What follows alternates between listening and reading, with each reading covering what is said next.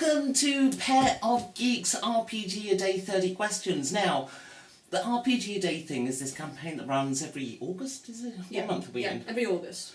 Right, and there's 30 questions, and what people are meant to do is people in the community are meant to sort of pump out video or a blog or something every day answering a question. Only, we respect our audience. We know you don't want to be spammed with videos every day, so we just kind of group them all together and do all the questions at once in a big long thing. We're not live streaming it this year. Nope.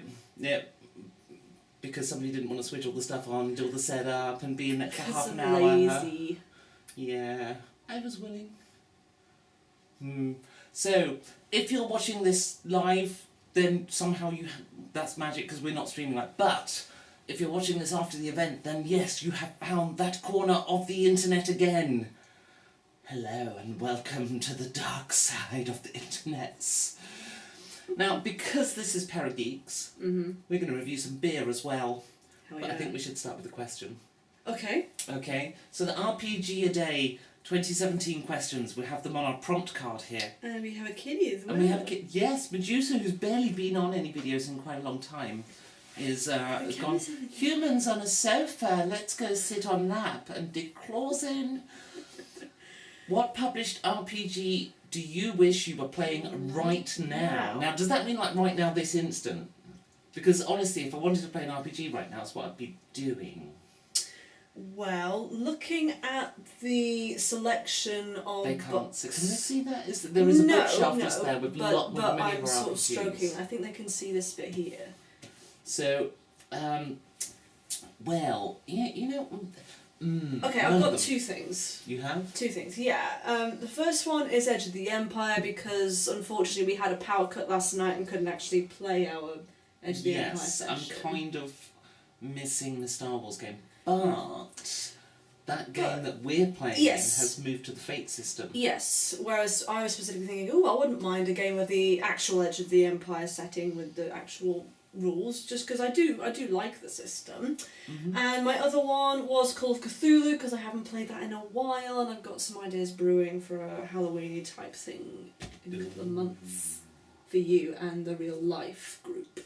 Well, I have been working on an adventure. I'm going to start, we do this thing every year we call the birthday bash because there's two people in the group have birthdays at the same time and we do this all weekend. Yes, I'm one of them. I get older every year. You do? Yeah, amazing, isn't it? I've unlocked that potential within myself, and so we do this all weekend game. So everyone piles around Saturday morning. We role play until the house smells of sweat. Go to bed, wake up, have a fried breakfast, do the whole thing again till late afternoon, and then people go home and shower.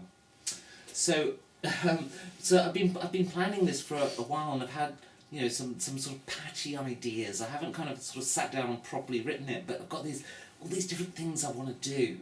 You should probably tell everyone what system it is as well. Well, it's using my own system. Let's see, last year I did it in D&D 5th.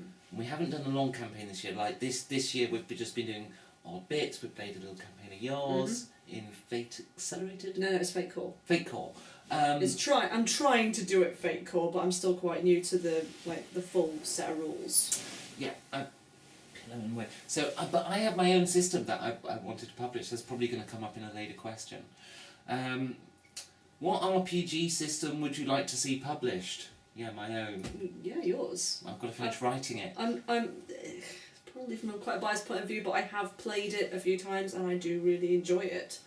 I was actually, to be really honest, a bit sceptical at first because it seemed, just from the sort of first impression, okay, it might be just another sort of fantasy setting, but it's not. There's a lot of nice little nuances and details, and I also thought that a bit about the card system that you use because there's no dice in the game, it's all cards. But I do really like it and it really works. I like how there's a bit of flavour. It kind of reminds me of old Warhammer, just a little bit. There's also sort of a little bit of steampunk in there, but there's also a bit of the whole concept of it's after the end of the world, so it's almost like in some ways it might even be apocalyptic and nihilistic in some ways. There's lots of different cultures and it's Comes so straight detailed. from my fucked up brain It's so to detailed. the page. I love it. Thank you very much. But I keep distracting myself. Like at the minute, I've got 2 mega games I'm writing. So we started playing in mega games, and after the last one, I went, you know what? I've seen a structural error in mega games I want to fix by doing this thing, and that means I've got to write the game myself. So I've been doing that. So yeah, I get distracted. I have so much painting to do as well. I'm a creative. I can't help it. Right. Should we go for question 3? Yes. Question 3 is, how do you find out about new RPGs? I do mostly either via people in the RPG Brigade or the AbTab group who are like, oh, I've just played this and it's really cool. Or sometimes, in fact more likely, if I'm following a certain author or a certain publisher, then they tend to put out stuff like, oh, there's this person I know who's just produced this, or there's a Kickstarter for that, and Yeah, I mean, news travels by mouth. Word of yeah, mouth. I mean, being in the online community, you hear about stuff, and then what will usually happen for me is I'll be at a convention, I go, oh, look, that game's running, that I heard about, I'll try it. So, before we do the next question, let's crack open a beer, because I kind of want to drink. So we've got 2 beers here, we're having a Beavertown, look, Beavertown t-shirt here. So we're having a Beavertown weekend. And they've just released some new Sounds ones. extreme. Babe, I've just seen the beer fridge is open and not switched on. Where's the beer? It's downstairs. In the fridge? Yes. In the main fridge? Yes. We're up here. Yes, but these are the most chilled. Okay, right, so I have got a Beavertown Skullwater Dry Hopped Belgian Pale Ale, and then it says upside down, Stillwater Artisanal. Yep, so Stillwater Artisanal, whatever, is the collaborator. Right. Because these are both collaborated beers. But they've written that upside down. Yeah, Are they from because- Australia or something? I don't know, but I think it's because aesthetically it looks like, okay, Beavertown and them have been involved in it. And is that a skull? It's a skull With a with... huge eye and a little eye, and it's in a kind of yin-yang configuration. No, it's like a fishtail. I suppose. The skull, the iconic skull of Beavertown always has a big eye and a small eye. And that looks like a big purple moon jellyfish. There's like a moon, jellyfish thing, which I think is really cool, and I like the Saturn that's eating its own ring as well. That looks really cool. Okay. Shall we talk about mine as well? Mine is a collaboration with Firestone Walker Brewing Company. Isn't Firestone a tyre manufacturer? Maybe over here, but not in America. They are in America. Firestone are an American Oh, right, company. okay. And this is really cool. I like the aesthetics of this. Again, there's a sort of iconic skull in the middle, and then there's sort of like a gladiator scene happening with 2 different animals. One's a lion and one's a bear, I think, but they're skeletons. And there's all loads of weird stuff in the background, like a smiling moon and a smiling, well, sort of semi-disgruntled sun with like a naked Poseidon at the top. I And like stuff your like can that. better. Your can's really cool. Here's the close-up of it. It's also slightly bigger because it is an American-sized can, which I believe is 12 fluid ounces compared to like 330ml. Mine's 330ml. Over here. I've So been shortchanged. they haven't. It's because it's been made over here, so it has to stick with metric standards, I guess. Because you know what the Americans are like with the metric system. I see why you chose that one. No. They're about the same percentage. Mine's 6.5% ABV. I believe yours is 6.7. Jeez, that's strong. We're going to finish this video, or we're just going to like get drunk and Well, start chatting each other up? They're for sipping, so since you're eager, why don't you talk about yours first? It smells very citrusy and fruity and things. That's nice. I can smell a lot of sweet fruit in there, like mangoes. It's very cloudy as well, whereas mine being a crisp lager is very, very clear, Yeah, which you'd expect. mine looks like a kidney dialysis problem. Or a nice sort of fruit juicy thing. Yes, yes. That is kind of Your head is tasty, but also it's strong. tighter. Your head is also tighter than mine, again, to tight be head. expected. Yeah, because yours is, what even is it? Again, is it a That is strong. Belgian pale, whereas mine's a lager, so it needs to be sort of frothy. So Lots of carbonation in mine. Lots of fruitiness, but then the flavour of the alcohol really kicks in. Right. Mine is also very citrusy, not as strong in terms of like the sweet flavours and stuff. It also, you can smell that sort of lagery, almost sort of rice I haven't been smelling much at all today. a bit on there, and Right, so in terms of taste, it's a very nice lager. Interestingly, you can't really tell it's 6.5%, so just kind of keep an eye I on me, can maybe. tell that one is Yeah, this strong. one you can't. It tastes almost like a 5%.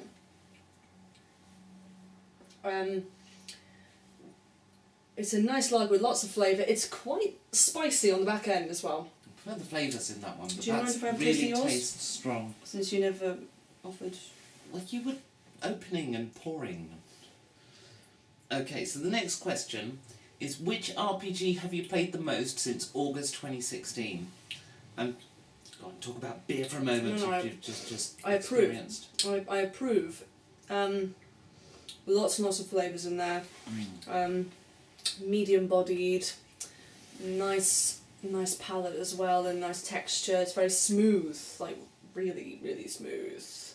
I'm not entirely sure about all the flavours yet because there were just so many and my palate isn't amazing at picking everything up. But yeah, that's really nice and fruity and quite similar to this one. But Oh no, I thought they were quite different. no, I thought they were quite similar.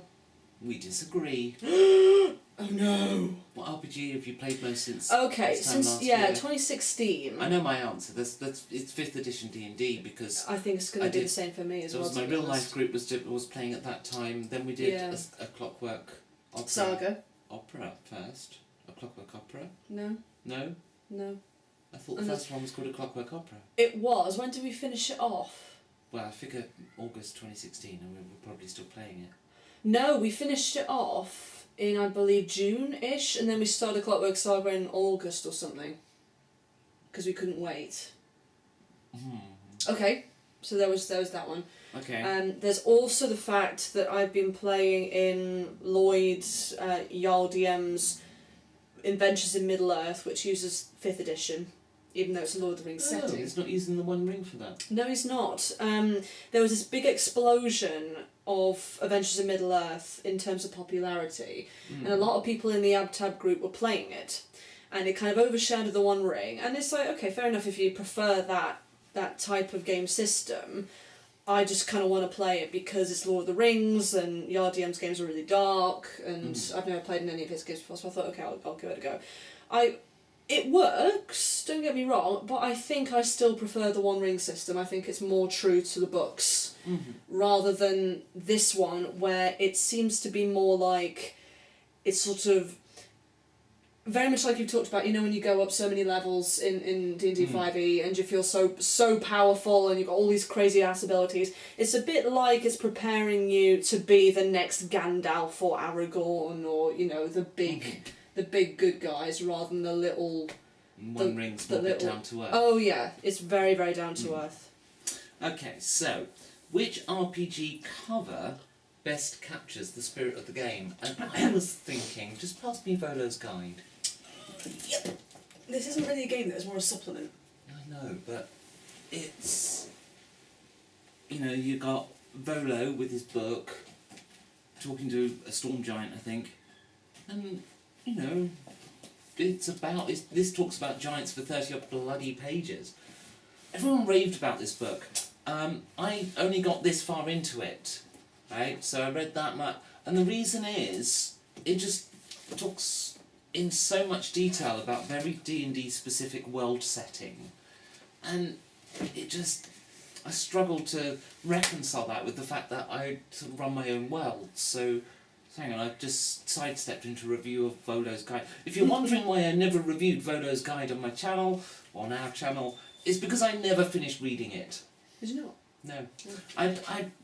I want to, but I've got to page 56. Is it quite laborious to read, then? Some of it is. Like, if you don't, you know, if the giants in your world aren't the same as the giants in this, the giant section isn't appropriate. I find that full stop about D&D. Like, if I kind of have an envisioning of, say, a giant or like a species that may be similar to 5e, you kind of feel restricted if you're going just by the monsters if you're following in D&D 5e. lore. Yeah. I mean, don't get me wrong, there's some lovely detail in that, The problem is some of that detail you really can't use. You got all this stuff about beholders, which is fantastic, but having a conversation with a creature that isn't likely to even give an adventure at the time of day, it doesn't happen. A beholder, when is a beholder going to talk to an adventurer? Therefore, when is half this stuff going to come out? So that's kind of my issue with it, is it's very Forgotten Realms. And I don't play in Forgotten Realms. But it is a good book. I just didn't get that far into it. But does it capture the... The cover does. It's talking about the cover. Yeah. So I've got mine. Mine is Hollow Earth Expedition. This is the core book. And for those of you who couldn't see it very well, I think it captures it perfectly, because if you imagine, for example, King Kong, you've got the dinosaurs, it's got this massive T-Rex on there, it's got these sort of weird pterodactyl things flying in the background, it's got a giant drill thing, and it's got these characters that are cowering behind the rock, and there's one, for example, that can wield magic, there's some with guns, and they've all got these like ripped bits in their shirts, and it says, Hollow Earth Expedition in huge slip Indiana Jones writing, pulp adventure role-playing game. I just think it draws you in so much, and you know exactly what it's going to be. I can't as soon as you look at it. You made a better decision than me. Yes. Yeah, 1-0. Cute. You can game every day for a week. Describe what you do. I would do a lengthy Call of Cthulhu campaign. Or So like a mini campaign. Every day the same game. Yeah, I think so. I think I'd have to do different games. I could do some games like for a couple of evenings, maybe 3 at the most. But then I'd want to change because, I think, I'd be happy to run the same game for full-time living type thing, but I wouldn't want to play that game. I wouldn't want to play the same game that much. How about, say you were doing the same system, but at some points you were playing and some points you were running? We can do that. I mean, our real life group, we used to do, even if we had the same characters, at the end of every module, we'd switch GM. Yeah. And then, the GM would start playing their own character, and then their character would go off when they became GM again. And we did that for years and years and years. But, so maybe... But these days, that whole multi-GM approach, I'm a little less keen on, because I think our worlds... It kind of works when you're doing stuff based in history, which is what we were doing. We were working through history with the same characters, because immortal characters playing vampires. But I think with...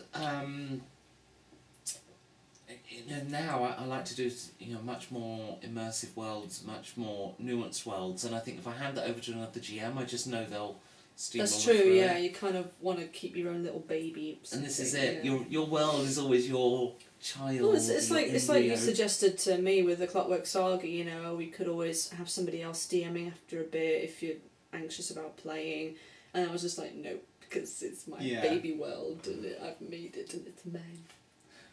What was your most impactful RPG session?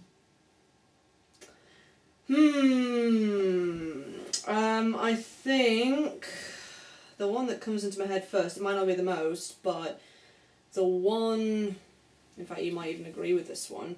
Ooh, one I was in. Yes, it was one of the Clockwork Opera sessions where you had this quite lengthy talk with your mother, your long-lost mother, and it was all pretty much improv'd, and I'd only done a small premise about your mother, but I had a good idea of how she would feel, and I sort of set it up with you meeting all the family, and she would slowly explain the rules to you about her tribe that she had come to live in and get used to, and then she threw the spanner in the works when she's like, yeah, you have to kill me. Because you're the eldest child and you've come back. Yeah. And you were really quite affected by that. That was really moving, and you played that so well. And I actually watched it back, and all the drama just came from you in that scene. There's me thinking I'm an amazing world champion role player, and I got outclassed utterly outclassed. So I'm going to have to pick a different session. What were you talking about the Masters or something? Speaking of role-playing champion. Yeah, the Masters was very interesting. It was enlightening because one of the things the GM was Sean Connors, and because he was trying to bring out the best role-playing people could do as opposed to tell the best story, is some of his technique changed from a traditional GM approach where, you know, he would push, how do you feel about that, what's your, and questions like that which you wouldn't normally stop to ask in an RPG because you're telling a story. And that was interesting, and I think there's actually a few things there that I could take from that when I've got a player at the table who isn't maybe role-playing that well, to try and draw that role-playing out of them. I do that a little bit anyway. Like, if there's definitely somebody who doesn't talk very much, or they're, I don't know, a wallflower as you call them, then yeah, I would definitely say, like, you know, how, you know, this might make you feel this way, surely, because this is happening. How do you react, you know? Yeah, well, in that situation, I try to avoid planting ideas. Yeah, me too. That wasn't the right way to word it, but yeah, it'd be the same sort of thing of, like, you know, this is happening. Sometimes you have to just take the bull by the horns and lead the horse to the water and say, are you going to drink? But no, I think the one that springs to mind was actually after the Masters. Oh. The next day I ran a game which was a very non-serious, very humorous game. It was, the whole premise was ridiculous. Of course. And then I went straight from that game to play in your Star Wars game. And I think just because the previous night I'd won the Masters, that morning I had this really hilarious game. I came into your game and I borderline trolled it with humour because I was just on such a high for role-playing. And there was one moment, I was playing this I was playing a protocol, was it protocol droid? No, it was combat droid. It was assassin droid. Yes, but it was the... Oh, I can't remember the character. It's the one from Rogue One, which is a new class that the Empire built. So it is a K class, but it's not like the K5 assassin droid. Well, I was playing K6. And it was modelled off my old character. I had a lot of fun with K6, but there was one moment in particular that really stood out as a memory that I will... Just this moment I will always remember. I don't know if it's impactful, but I will always remember this moment. The players had asked the droid to do what he was about to do quietly, which was, you know, to... Well, it doesn't matter what he was doing. Anyway, so he's creeping around, he's being quiet and stuff, and that's all going really well.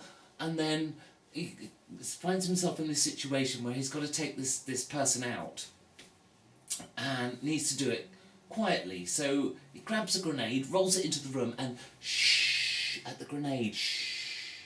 And it was very hilarious at that moment. It was like... Everyone laughed. Yeah. Yeah. So, next question, shall we? Should we see the next question?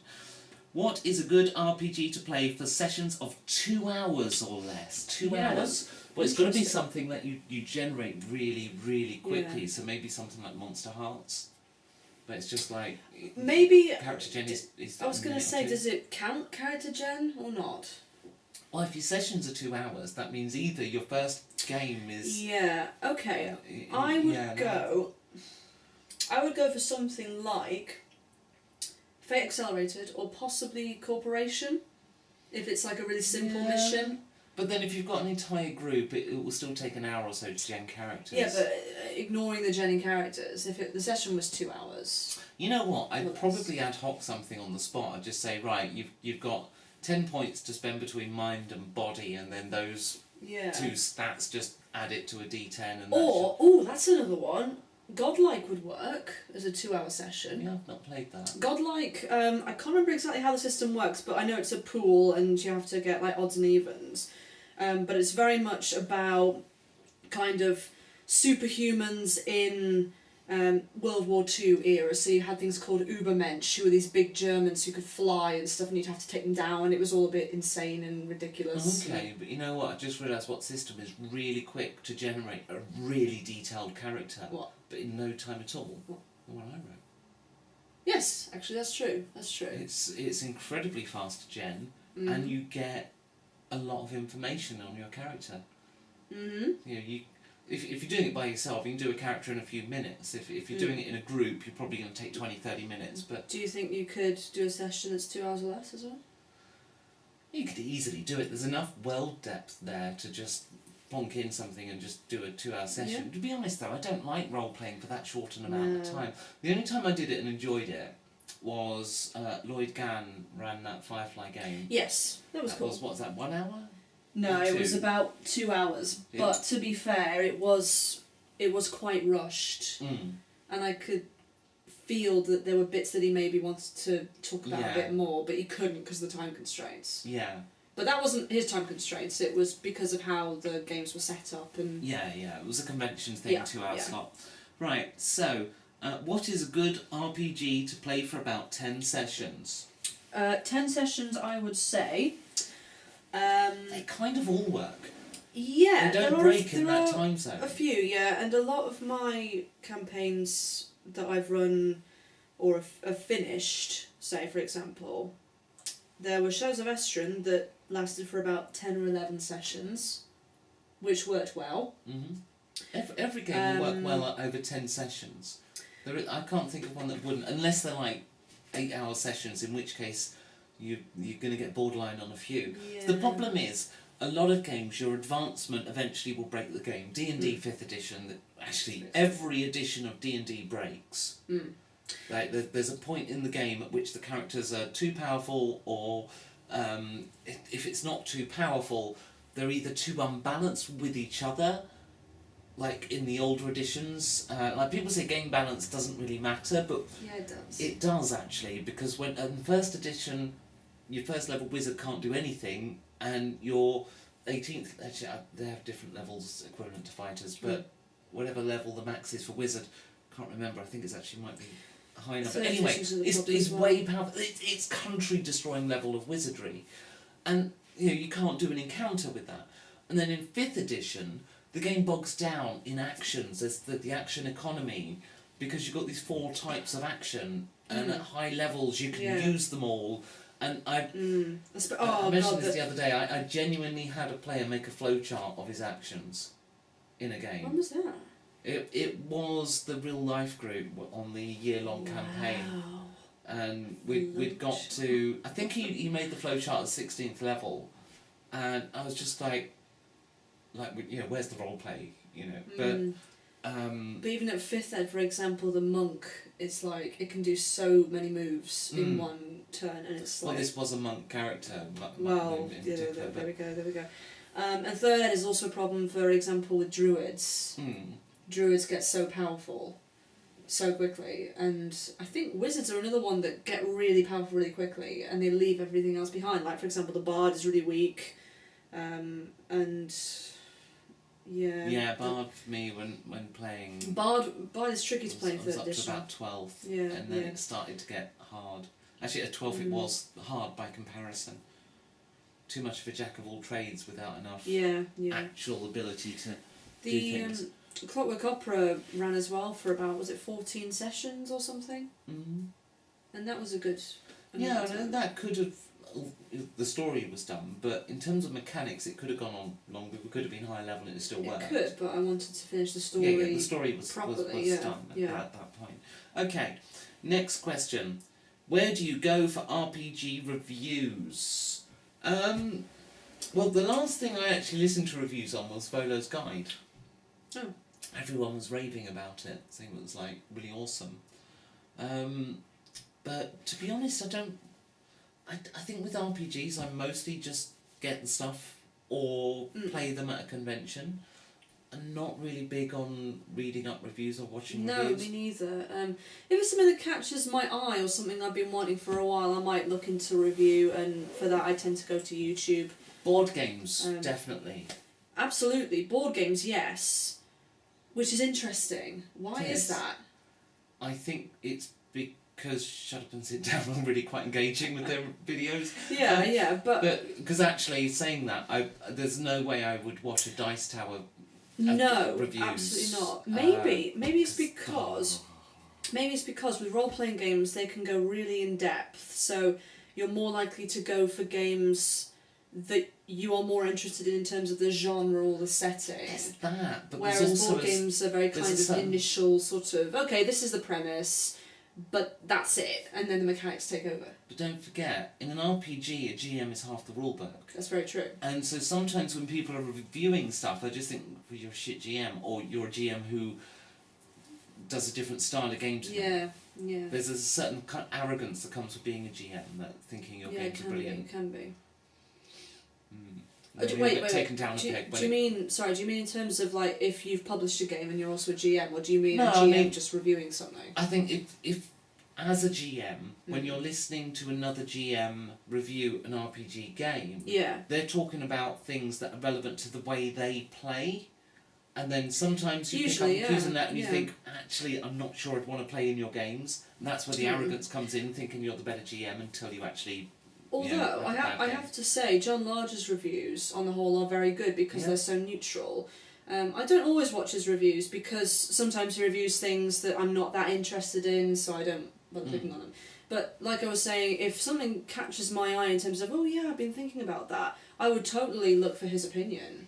Because he reviews it very objectively in terms of how it reads, how concise it is it decent mechanics, just literally as if he's never done it before. He's very neutral that way. He never puts his own GMing into the reviews. What dead game would you like to see reborn? Oh, this is tricky because I'm kind of young. Oh.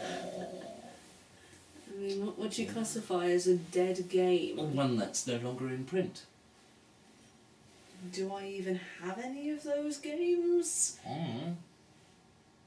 I mean, for me, there's a board game based on a role-playing game. Yes, that's true. Silent Death, which is based on the Space Master role-playing game.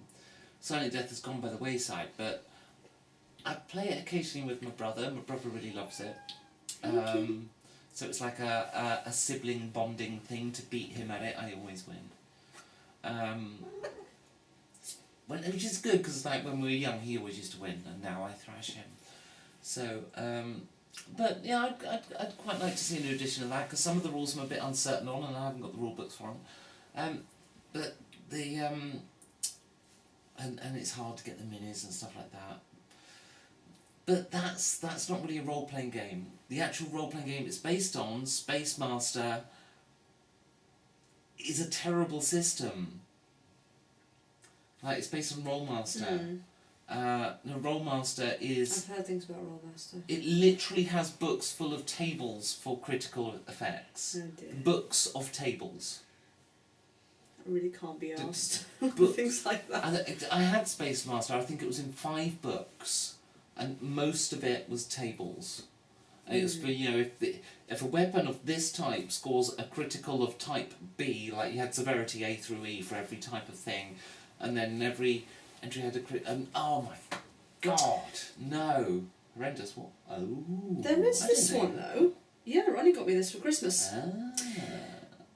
Maybe. They haven't seen what it is. Yeah, well, this is Castle Falkenstein, which I'd never heard of until my friend Ronnie, or our friend Ronnie, had like basically gone, oh, it's amazing, the same way I do about Corporation and things like that. It's a really nice book in that it is like full colour and so on, but it's so old school. I think if they started republishing Castle Falkenstein, it could work. Is it out of print? Because I think he's bought this just to... I don't know, because the thing is you can get it's kind of things... old school, isn't it? You can get books out of print in certain places because they're like sort of on demand. It's kind of odd. It's a mix of old school art with the the old line drawings, mixed with some new school art here and there. Ronnie should totally comment on this. Now, so if you want an RPG channel that has a little bit of blogging and stuff, Ronnie does pour his heart out. Search for Ronnie Bradley. So he's an RPGer, but in the blog style. Yeah. He does do some reviews, like he's done, I think some Castle Falkenstein, he's done Savage Worlds before. So this is steampunk. Yeah, this game is essentially steampunk. I think this is the with one fantasy. that I wrote the online card system so we could play it did. online. Yes, you did. And it looks really cool. I never read the actually. rules when I did it, I just... It looks really cool, but it is very old school, and maybe, because it's copyright 1994.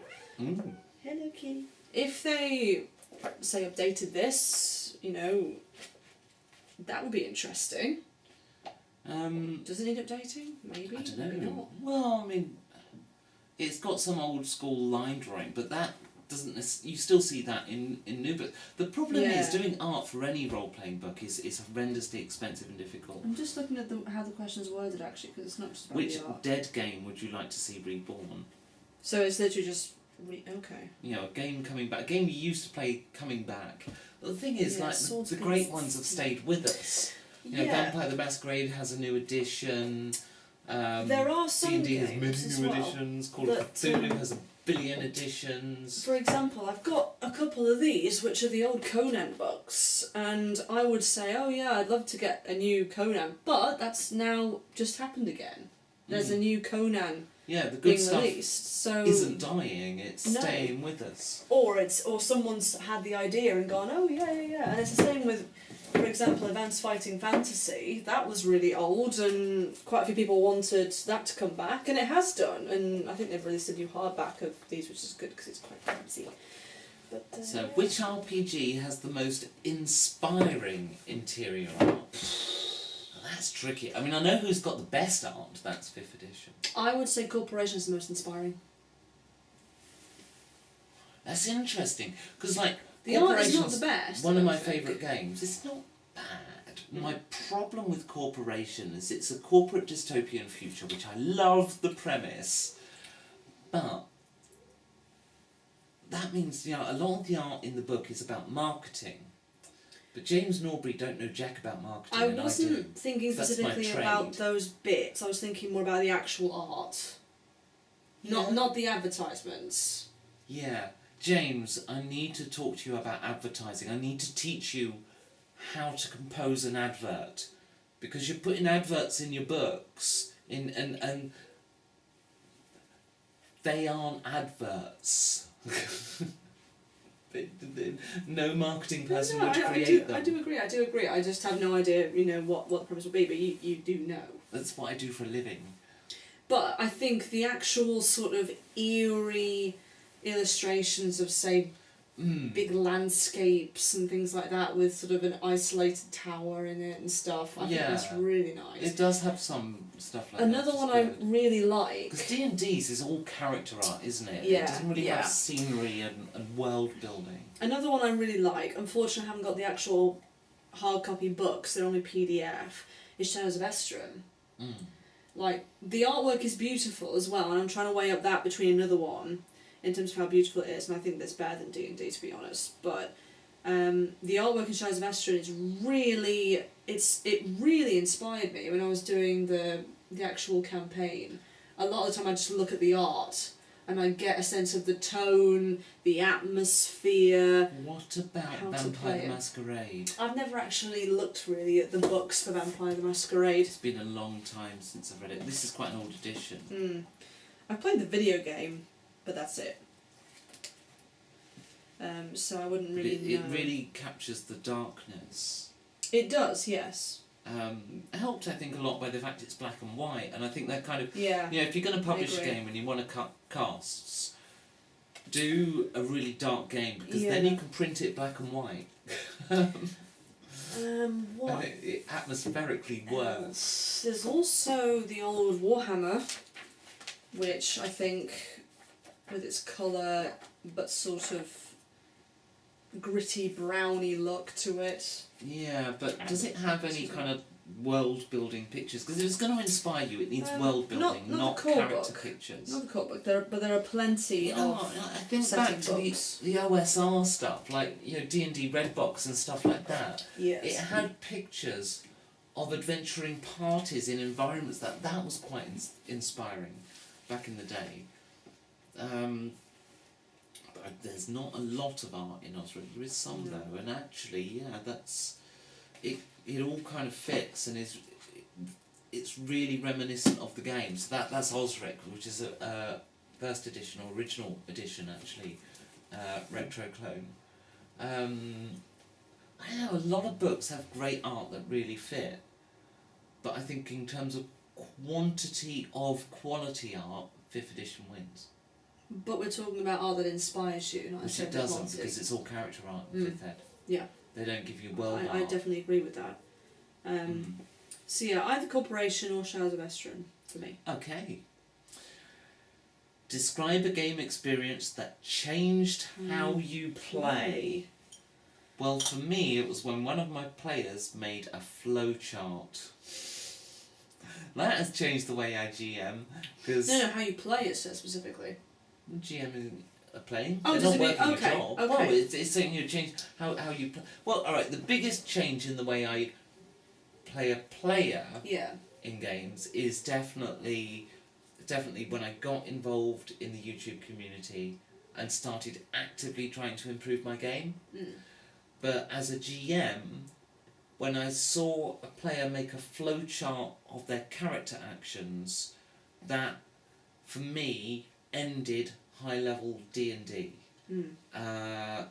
And that massively changes the stories that I'm going to run with D&D. It brings things down to the lower mid-levels, or low to mid-levels. And, you know, that's a huge impact on the stories I tell. I think I know which one I'm going to say, and I think you're going to guess. Okay, it was... Well, I don't know, maybe you thought of it as well, but I think the one that changed the most in terms of how I perceive games and things like that is another bad experience. Yeah. Where we encountered the worst player I have ever seen in my life. It was so terrible. I should have kicked him out way before the game finished, but I didn't, and it kind of set me a line as in, okay, he did so many things wrong in the game that it's now kind of set me up for a standard and what I expected out of the game. And if as a player or a GM I saw anything like that now, I would say, look, this is a problem. Yeah. This is disruptive. Yeah. If you want to know more about that, there's a 1 hour rant video I made. But it's so good! I never named him. But so yeah, good. a lot of It's so people, good. it's called, it's the original player character mistakes video, I think. Yes. And it says rant, swear word, there are swear words in it. And most people sort of said, alright, I'll listen to a couple of minutes, and then ended up watching the whole thing. And there are posters which we still have in various rooms There's in the house. one up there. Yeah, okay, and there's one downstairs. And one downstairs, yeah. In the Yeah. games room. We made posters because of this person. Well, I did make it as one of the viewers of the video made the posters. Oh, I thought it was, Yeah. it was you to That's begin the with. not safe the work version, not safe Yeah. work, and downstairs is the clean version. So she made the posters first? I don't know if it was a he or she, I actually can't remember who did it, but... No, she from, is it just Roll It? Or, no, Roll for Initiative. Was it Dawn? Yeah, Dawn. It might have been Dawn that made it, actually. It was Dawn, it was. Yeah. It could have been. Yeah. Or it might have been Drudenfuse. No, it was Dawn. It was definitely Dawn. Okay. Well done, Dawn. Still up at with 2 copies of the poster still up. I mean, which says it all. It's a great video, so go check that one out. Player character Should we put in the mistakes, description or something? I think we might have to. Right, we need another question. I'm riding in the beer. But seriously, have you drunk all of yours? Yeah. When? Just now. It's like 6.5%. I'm starting to slur speech. Oh, yeah. Yeah. Oh, wait, Right. oh, wait. It's okay. Which RPG do you prefer for open-ended campaign play? Open-ended. Well, not D&D, not any edition of D&D.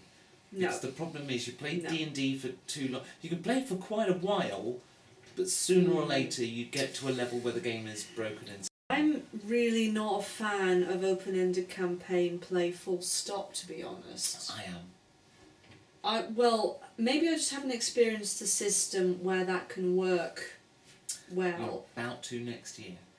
Yes, there is yours. That's fair enough, actually.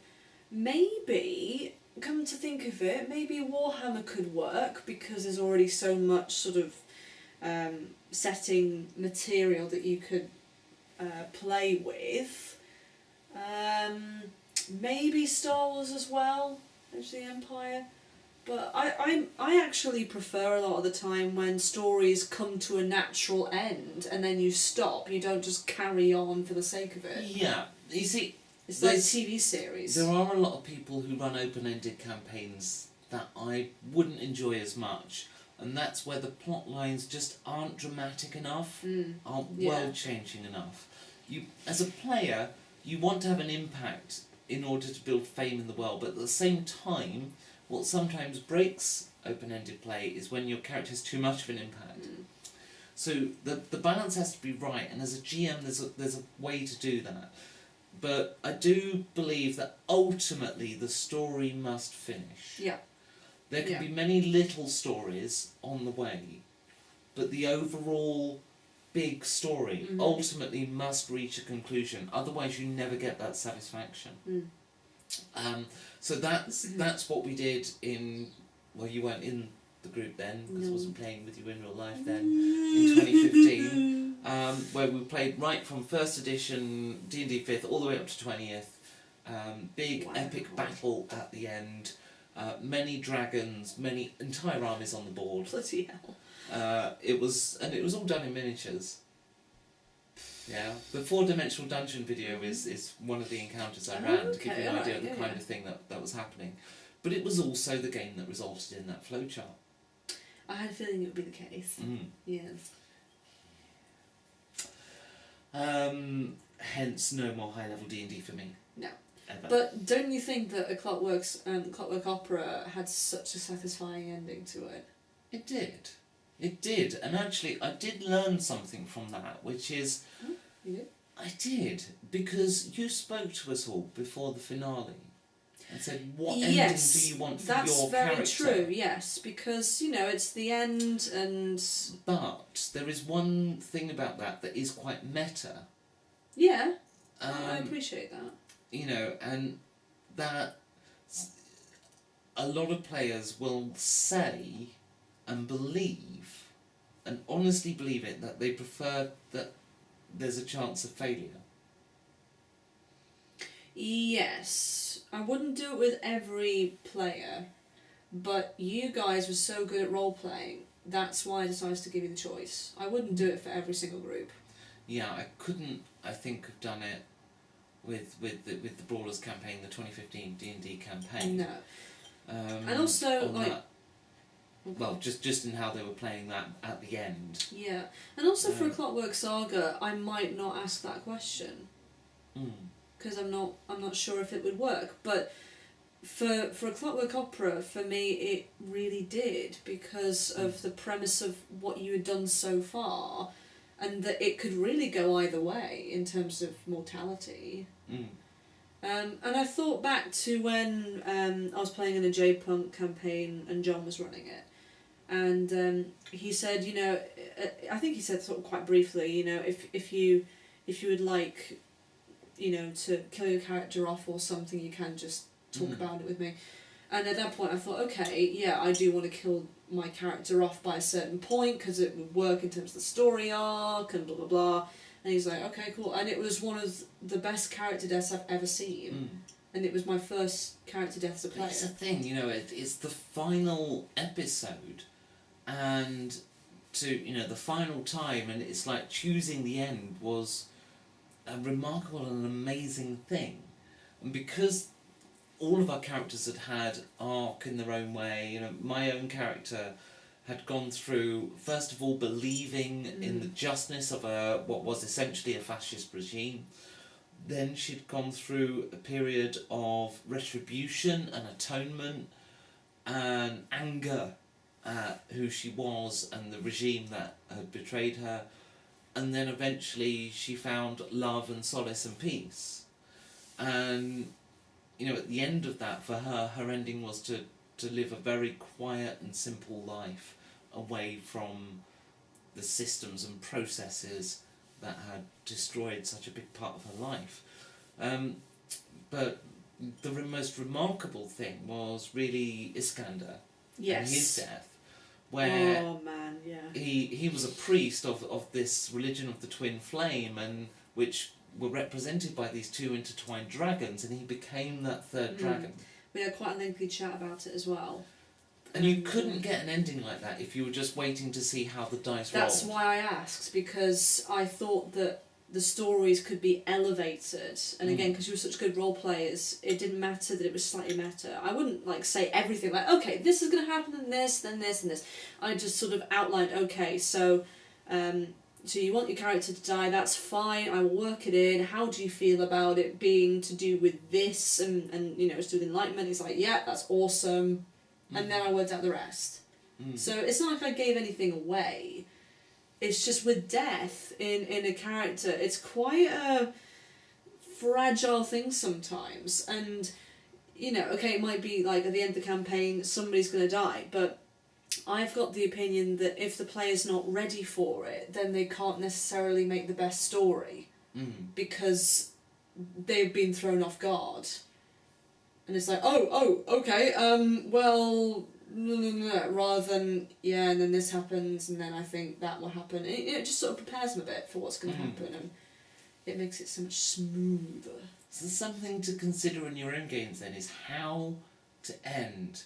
You can just let the dice roll, but you won't get the epicness of a more meta ending. And that's the thing. Or maybe... And I was thinking about this before, and I kind of just remembered it now, and 6.5% alcohol, is it 6.4? I can't numbers. 6.7. What? I think it's 6.7. This is 6. No wonder. 6 point... Oh, is it 6.4? I beg your pardon. A lot. Look, no, where was I? So... What? Endings, right, what you can do, let the dice fall where it may, but it's the end of the campaign, so it doesn't matter if somebody dies in the last thing. But for fuck's sake, make it amazing. Break the world, break the story, break everything. It doesn't matter, because you're not coming back to that world. No. So, amp up the damage, amp up the drama, amp up the situation, amp up the risk. And if something goes wrong, that's good. Players might die, but it's okay as long as the players, the people playing the characters, get a satisfying ending. Yeah, that's the thing. Death can be satisfying, but I'd much prefer either hinting to the players or actually putting it out there, would you like your character to be killed off? And then that way it can be so much more dramatic. And that stems from, as well, this game that I was playing, this campaign, and my character died literally on just really bad die rolls. And it was so annoying and so unsatisfying. Make it heroic. It was so Someone bad. dies, make it in a moment of heroism. Don't kill someone just because they took too much damage. Yeah, that's what happened. Kill someone because they were saving the fucking universe. I swore. You've sworn many times. Have I? Yeah. Oops. The worst thing was that the death of this character of mine was caused by an NPC rolling badly. What? NPCs don't dice roll? Well, apparently they did in this one. Because why would you dice roll an NPC? Well, basically, I don't know, but it was a travelling NPC. So this NPC was a half-orc who was travelling with us. He was some kind of guide or something. There was this massive chasm. I was playing a halfling. So the DM thought, okay, well, you know, the NPC half-orc could carry me and jump over the chasm. But because the NPC rolled really badly, I then fell down this chasm, had a fuck ton of falling damage, and then the DM decided to suddenly have loads of undead spring up, and I was playing a rogue!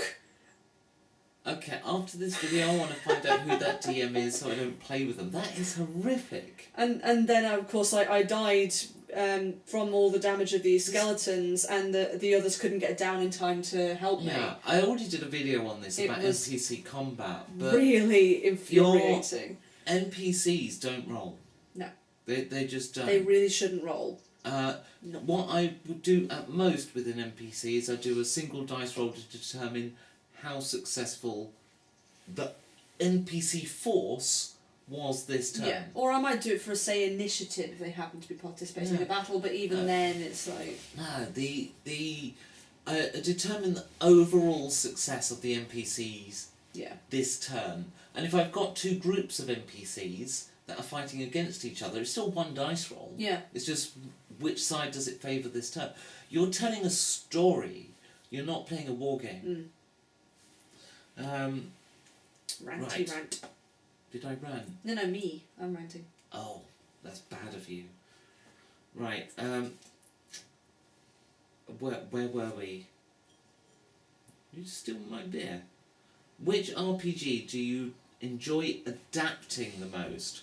Well, actually, oddly enough, it's kind of 5th edition because I really like that tool. Which tool? You know that one where you can write stuff and it looks like the player's handbook?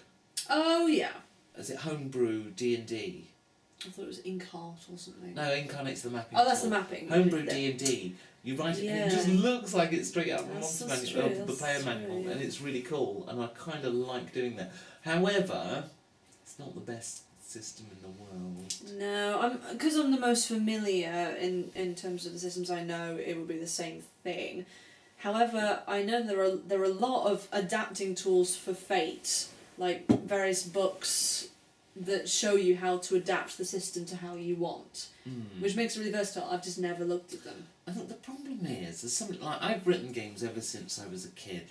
Like I wrote my first computer game when I was 6, and no, I did. No, I was saying wow. Oh, it's not that wow. It I typed it is. up a magazine You're listing. like Mozart with his symphonies at 4 and stuff.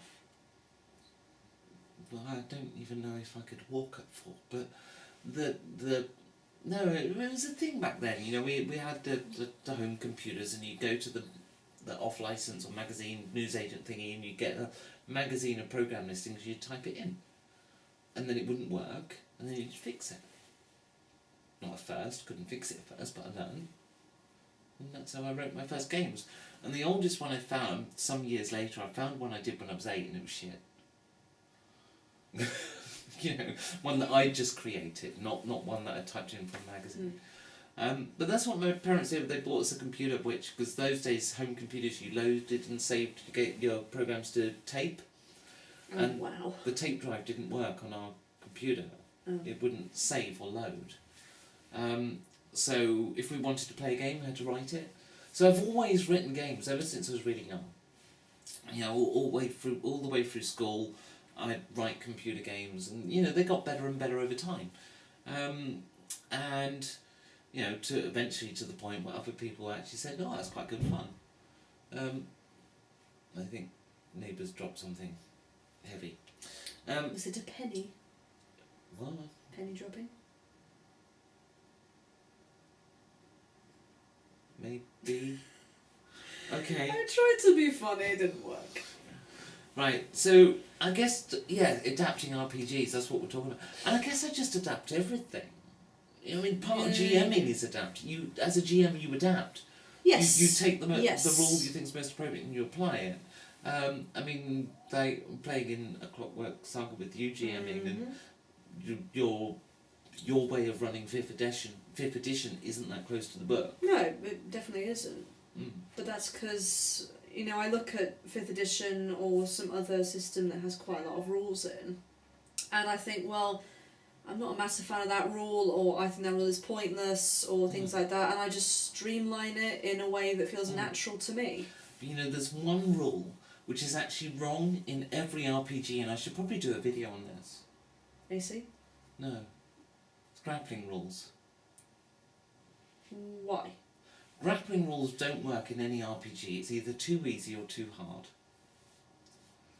And there's nothing in between. The problem is, a character can be skilled in it, or not skilled in it. Right? You know, whatever skill you base grappling on, characters are better or worse. And the truth is, grappling isn't something that you necessarily get better. Like, every fight you ever get in where you're not trying to kill someone involves grappling. And it's just kind of luck. You know? But is it 50-50? You know, you're a hero, should it see? I much rather apply the situation than the grappling rules in every game. And the problem is that some characters, their characters just don't naturally make good grapplers, but the situation might be appropriate. And yeah, it's just a thing I've just like Vampire the Masquerade. We got that book out earlier, right? Now this has got tons and tons and tons of ways for vampires to combat each other. There's all sorts of things, but the truth is, when you're fighting another vampire, what you want to do is you want to drink its blood. Mhm. And the way you do that is you grapple them and sink your teeth in. Once you sink your teeth in, you've got them, basically. You just start drinking and they're like, oh, I've been done by a vampire. And that's how you do it. You grapple, you suck blood. And once you realise that, that's how you kill a vampire. You build your vampire to resist grappling and grapple. Because then you'll get a higher generation, because that's how you go up generations by killing vampires. It's so meta. It is. And it's broken. So, yeah. Sorry, did I rant about Vampire the Masquerade? Grappling rules don't work. Oh, wait. Oh, no, next question. Right, question 16. We've gone past... that was halfway, that last question. Ah. Now we're in the second half, and I'm slightly slurry. Which RPG do you like using as is? Corporation. I have never once thought, oh yeah, that bit needs changing, that setting bit needs modifying. I've just played it very much as it is. You're right. But you know why? Why? Corporation encompasses literally every single trope ever. Very true. It's all there. Yeah. Yeah. No, I agree. That was easy. Yep, moving on. That was like the quickest answer we've given for ages, because as I got more drunk, the answers took longer. Shall we show people the Corporation book? Which one? You've got loads. The core book. Okay, which one? We have multiple. My one's signed. Yeah, well, my screen is signed. Which RPG have you owned the longest but not played? Ooh. There is only one of my RPGs that I haven't played, that's RuneQuest. However, I have played RuneQuest, just not since I won it in a raffle. Not played. Have you played all of your games? No. I haven't played Conan, Okay. which I've had for at least a couple of years. Excuse me. I have not played Witch Fated Souls yet. That does sound kind of pagan-y and interesting. Yeah, I got it on the Kickstarter. Oh. And I got some extra bits with it. And it did look really cool, and they modified stuff to the fans' liking, which was nice. I just never got round to playing it. So I suppose it would be Witch, because I've had that one for a couple of years as well, a bit longer than Conan. Okay. Which RPG have you played the most in your life? In my life? Oh, God. Ooh, I know which two it's between. I'm going to get them. Entertain the people on camera. I'm off camera. I think for me... And look at them and everything, there's an audience to engage with. Yeah, I know, but I think for me it would be D&D again, but I did play third, like 3.5 edition for a long Our time. battery light's flashing. For me it's between these two. Vampire the Masquerade, 2nd edition, I think, and Osric, which is original edition. But that's mostly because the editor-in-chief here, I'm going to read the name there, is... Oh, I didn't mean to use that thing. The editor-in-chief is in short outage there caused by the battery dying. I honestly thought you plugged it in, but it wasn't plugged in, and it died. So let's carry on. Part 2, there'll be a cut.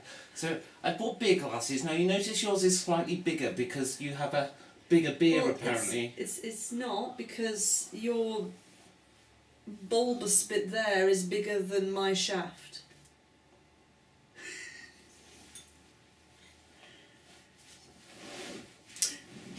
Okay, so Gamma Ray, a good old favourite and one of my favourite beers of all time.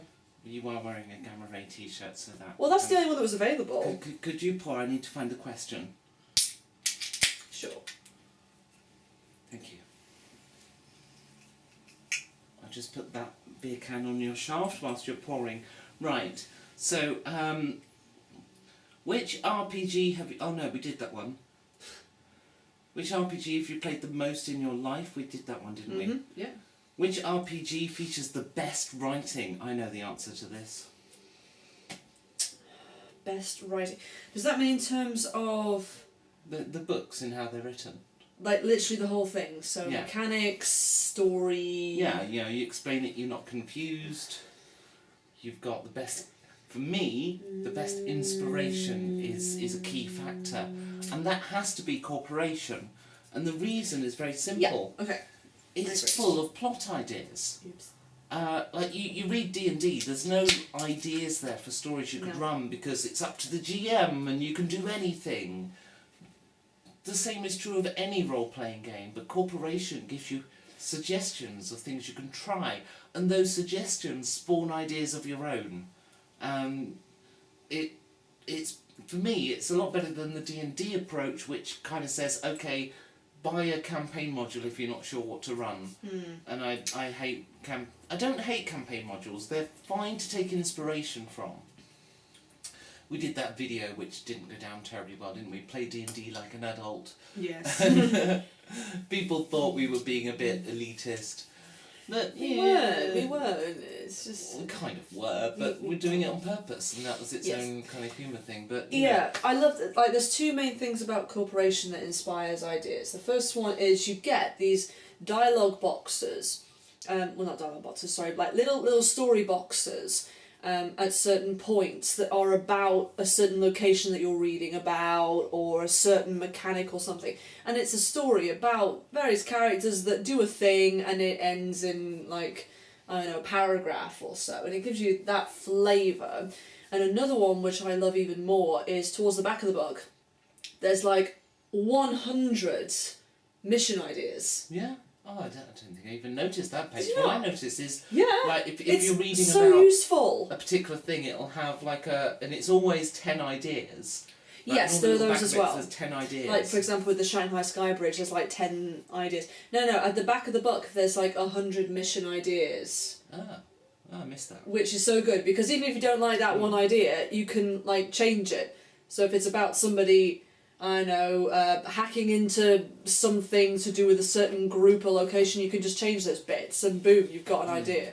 But there's something else I've been meaning to shout out for a while, actually, and I might do a Yes. different video where I talk about this a bit more, but if you're playing a fantasy RPG and you're really short on ideas or you just want some inspiration, there's a Twitter channel called D&D Rumours. I've actually, before now, I've actually been in a situation where I've had to run a game for a night, and we've gone, okay, let's pull up D&D Rumours, and whatever is the most recent rumour, we will run that game, and I've done that before. It's a really cool thing for just inspiring plot ideas. I think, you know, it's just 140 characters, right, or maximum, but there's a seed there that is really inspiring, and of course, you know, whoever's behind that channel puts them out all the time. Yeah. John 4 also puts out, if you're subscribed to his newsletter, he puts out encounter ideas, adventure ideas every week. Which one's that? Sorry, which? John 4. John 4. Yes. John spelled with 2 N's. Okay. What's that, for fantasy games, or where do people sign up for that? I need to find the link for that. I can't entirely remember, unfortunately. I'll find out and leave a link. But essentially, he's written a sort of DM keeping app / desktop thing where you can like keep record of your ideas and things like that. And he also puts out, it's mostly fantasy because he's been running a few fantasy games, but he does do some sci-fi stuff as well about just general ideas and things that can spark off your imagination. Cool. What is the best source for out-of-print RPGs? I would say drive-through RPG. Yeah. Which RPG does the most with the least words? Oh, now. So essentially the shortest Yeah, book. this is where you've got to get into that bloody Apocalypse World system, really, and all of its various spin-offs. I would say Fate Accelerated. It's so tiny. I can't even see it on here. It's here somewhere. It might be downstairs. But it's such a thin book, and there's so much there that you can do with it. But then all of the spin-offs of Apocalypse World, like the Monster Hearts and various others that I've played that I can't remember the name of. Monster Heart was good, but I think it's my favourite of that sort of class of game. My only downside of that is I don't really like the Apocalypse World system, because once you understand the mechanics, you kind of know that, you want to assist somebody else in whatever they're doing, so you always split off in pairs, and it becomes that meta knowledge allows you to manipulate the system, and you kind of need to do it, because if you try and do anything by yourself, you partially succeed, even if you're really skilled in it, and that just sucks. But I quite like Monster Hearts. I think it's the second time I mentioned it in this thing. Which RPG are the easiest for you to run? Oh, gosh, I mean, they're all kind of... to run a game, you've got to know the rules reasonably well, and you've got to know the world setting, but invariably you make your own world setting, either that or you're playing a game that has a very specific world. The way that's worded is quite subjective, because does it mean in terms of, which rules do you follow / do you suit best, or does it mean about the game overall, and maybe because the story is so good you can therefore have an easy time making the adventure up, sort of thing? Yeah, well, there's lots of factors. I suppose it is, if... Let's rephrase it then. If you've got to run an adventure on the spot, what would you go to? On the spot? If you're doing an on-the-spot adventure, your GM didn't turn up, but you've got a load of players at your house, what are you going to run? But you've got time, let's remove the time constraint. And I'd say it's either going to be 5th edition because everyone knows it, or my own system because it's quick to get going in. Or I'd also go with Hollow Earth. Okay. Because with the characters the characters are quite basic to make, but in terms of me as a GM and improvising, I think Hollow Earth would be one of the easiest, because of just, I know so much already about the flavour of that kind of setting, and the dice... I know, I was about to turn my head. The dice rolls are really basic as well, and... The next one's kind of a weird question. Yes. Which RPG has the most jaw-dropping layout? Layout? What, in the book? I guess. Jaw-dropping? I never really look at a book and go, fuck me, that layout is amazing! Oh my god, I am aroused by your desktop publishing skills. Oh my god. That's very weird. That is. I think, though...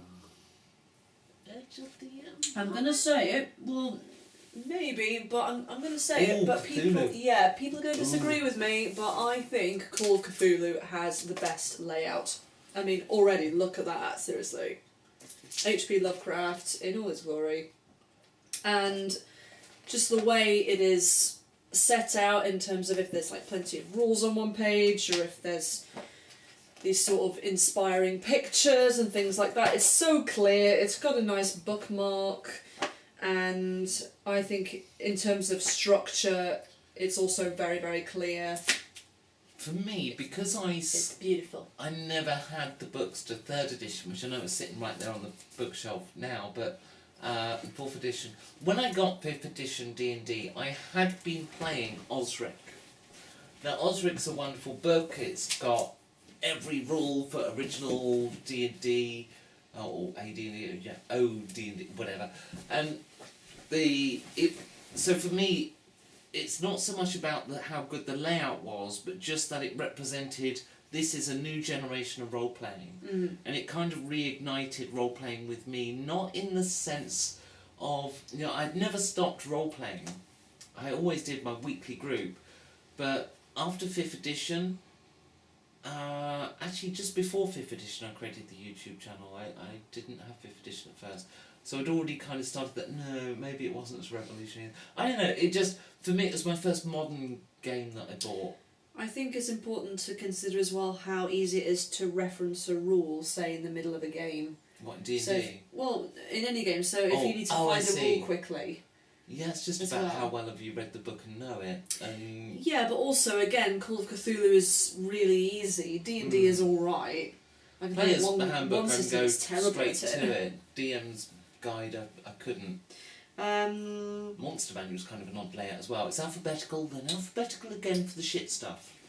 Isn't it? Yeah, I never got that. Why can't I just put it all as one thing? Yeah. Because I like putting in things like wolves and other more natural creatures. Yeah. Quite a lot. It's a bit strange, that. Right. Share a pay what you want publisher who should be charging more. And here's the thing. I must She's confess. put her hand on my leg. It's going to be serious. I've never, ever downloaded, bought, paid for, read a pay what you want adventure. Ever. Does it actually say adventure? No, it says pay what you want publisher who should be charging more. Yeah. But I've never looked at any pay what you want. I've got one, which is Evil Hat, because a lot of their stuff under the Fates umbrella on drive-through anyway is pay what you want. Oh, I just thought of a book that does a lot with not very much. What was it? An earlier question, The Black Hand. It's a game that I've never actually read the rulebook. Actually, I played it. A friend of mine got it. This is going back to the earlier question. Maybe we can edit it in then. No, it's fine. If people have watched it this far, then they're watching the whole thing. So, yeah, no, The Black Hand. It's an OD&D style thing, but really simplified. So, you know, you've got all of the resource of any generic fantasy, but simple mechanics. So, you know, it's one of those games you could pull out when your GM hasn't turned up, type thing. Okay. Or too many players aren't there. Okay, right. That absolves me from answering the pay what you want question. What is the best way to thank your GM? Sex is the best way. I will run games for you. Yeah, but we're engaged, so that's a bit different. By the way, we're engaged. We haven't announced that on this channel. Or on any We haven't channel. officially. We did do it on the Facebook groups, though. True. But we are engaged. If you're not engaged to your GM... Or going out with them. Or you're or having a sexual... believer in abstinence. We have viewers from Texas. Yeah, that's true. Then I would say actually constructive feedback. Like, I find it kind of difficult sometimes. If I've just run a game that I thought was really good, say, it's got a lot of substance, and I ask players, how did you think it went? And they go, oh yeah, it was great. And that was it. The problem is we're British. Yes, that's true. You know, so we just like your last session was interesting, was good. Reminded me of some other adventures in the past. There is a certain style that it adhered to, and everything else. But what it struck me was how different this season of A Clockwork Saga is to the original, and the reason why is there were less NPC to interact with. In the original game, was based in a city, there were lots of NPCs to interact with, and here's the thing, if you want to bring up role-playing in a party, you've got to give the party NPCs, because they don't role-play with each other. The players very rarely role-play with each other, because if they do, it feels like you're delaying the game, because the game's kind of waiting for you to have this conversation with someone. They'll invariably only roleplay with each other when there's an NPC present. Like, there are things I could do and stuff I could bring into the characterisation of my character when we're just travelling from A to B and there's no encounter going on, but if I did that, I'm stopping everyone getting to that encounter, so I don't do it.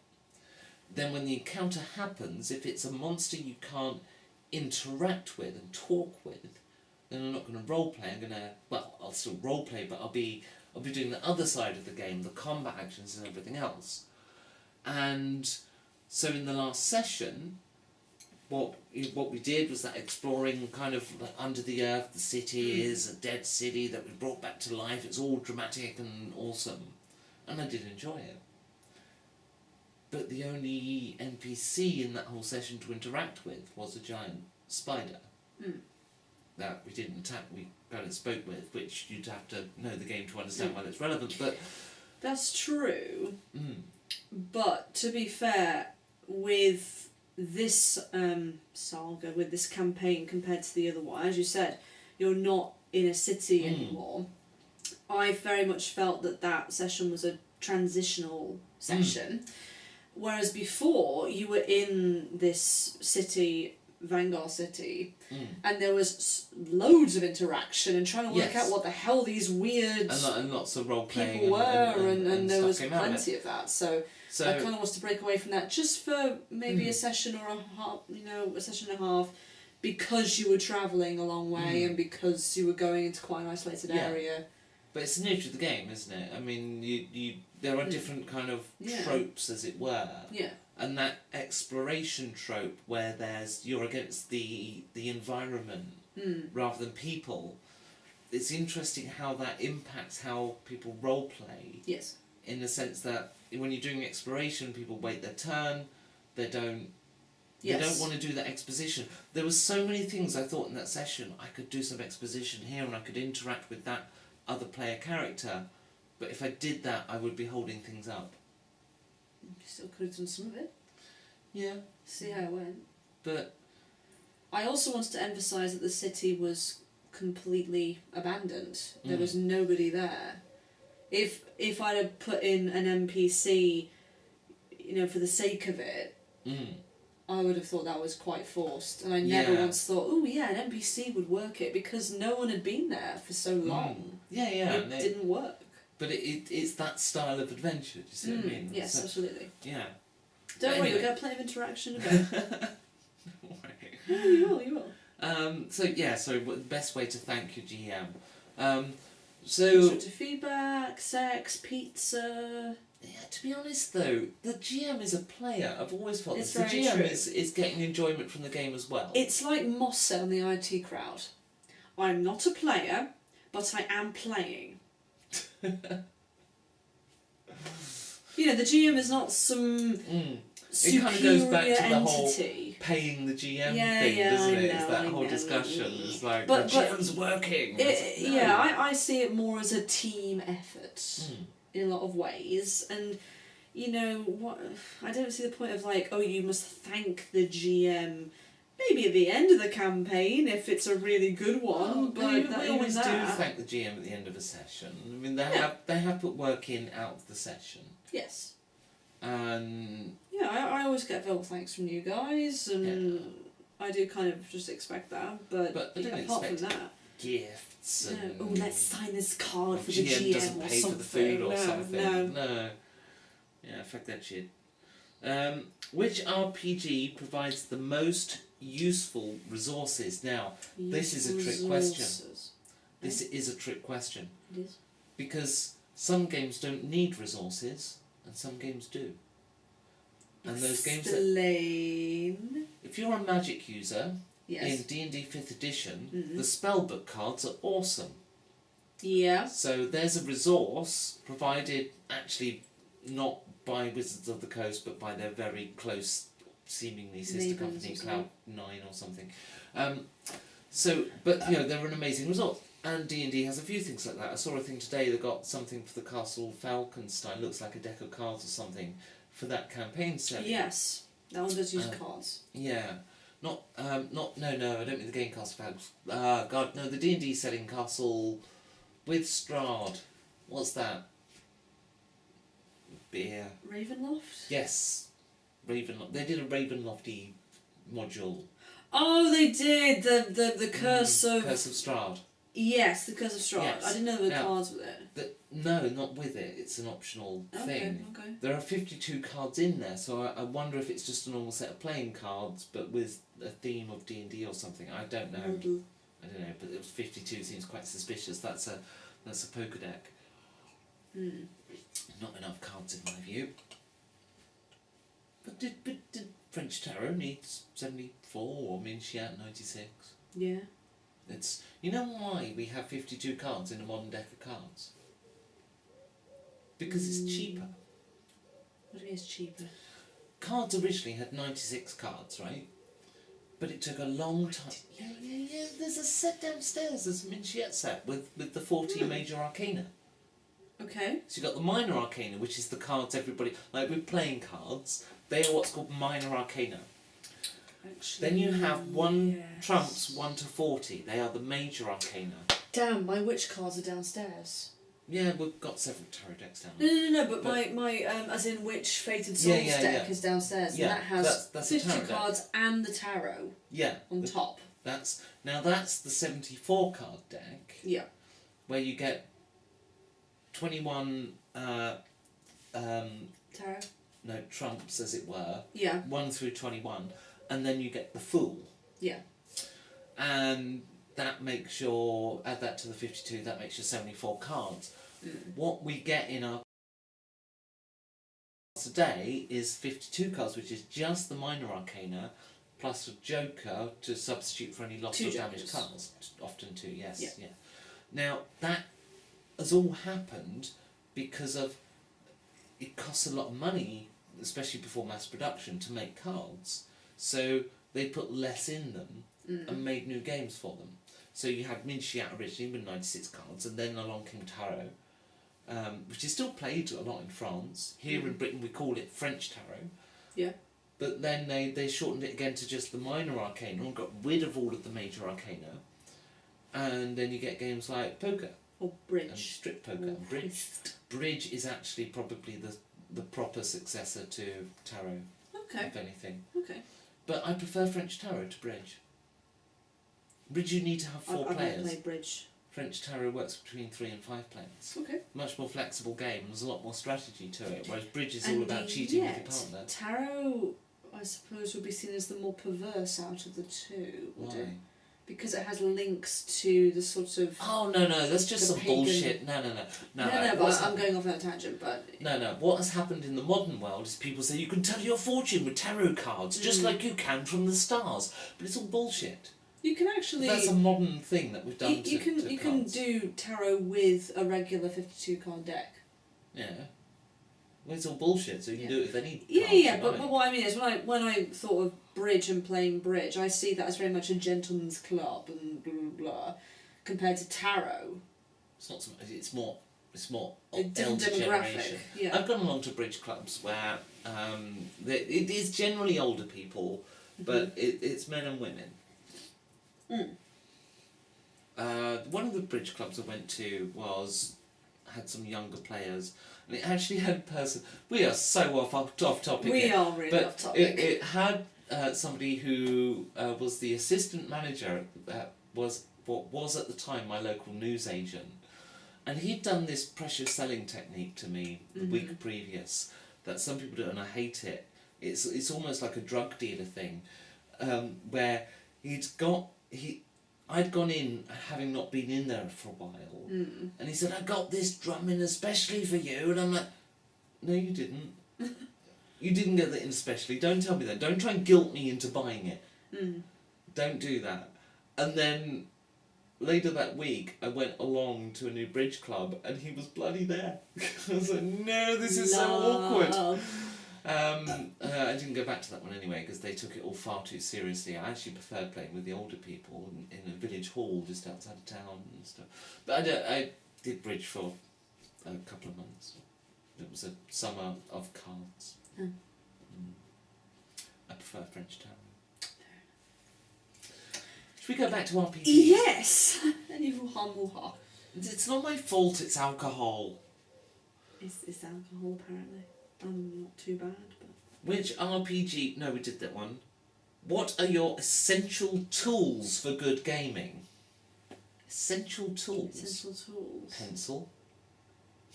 I always forget to bloody bring a pencil. I think it means more like... No. What do you need to play a role-playing game? Pencil and paper. That is it. And a mechanism for random... No, not even random. A mechanism for resolving conflict. That's all a rulebook is. Some use dice, some use cards, doesn't matter. So you're taking it in the very literal sense there. You could even just put shuffle play on YouTube, and depending on the note that's played as the first note of a song, have that as your decision factor, your random factor. That's very John Cage-y. Who the hell's John Cage? John Cage is someone who composed music by rolling dice.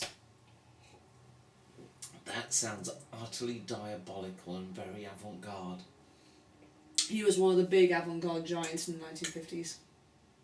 Okay.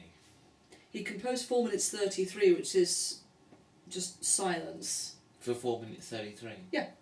That must have earned him a fortune on Spotify. Well, it did, because depending on the recording, that it's background noise. Like, background noise can change, and you might hear somebody coughing or something like that. Did you hear about that band that played Spotify? It's there. Did you hear Trick about Spotify. bands? Just show really there. Look, there was this band in, I think it was Canada, I might have that wrong. They worked out the formula for Spotify, so they uploaded a 45-minute silent song. Or something like that. And of course, they earned a bucket ton of money. But yeah, you'll go with a very literal sense, going back to the topic, of what tools, as in physical tools, so pencil, paper, book. Yeah, but, alright, because, imagine if you're going to a game. Yeah. What's the thing you must bring with you? Now, dice would be a lot of people's answer, but actually not every game needs dice, but every game needs a writing implement. Yeah, but you still get people who don't bring them, so you have to provide them, which is annoying. Usually me, I always forget. No, I mean at conventions, it's not just you, there's loads of people who've forgotten to bring pencils. Many times I've forgotten to bring dice to a convention, or I brought them and left them in the car. It's more of a mental thing that they're asking, the mental tools. The mental tools I think of coming. It's a GM question. What are the tools It sounds you like use it. to What are the tools you use? game? Yeah, to run a game. So Like if I'm playing 5th Ed, my spellbook cards are really, really useful. I've got them for every class. I've got all of the things you can get for spellbook card thingies from Gale Force 9. That's it, not Cloud 9. Here's something I want to talk about. I bet a lot of people will answer that question and say, "Oh, of course, the GM screen. I hate GM screens. I never use them." I don't hate them. I use them I've sometimes. got a few, and I've tried using them, but honestly, I'd rather just go with my own mind and the flow of the story than have to sort of squint at a little rule somewhere and The GM screen is cover useful for a everything couple up. of things. I don't know.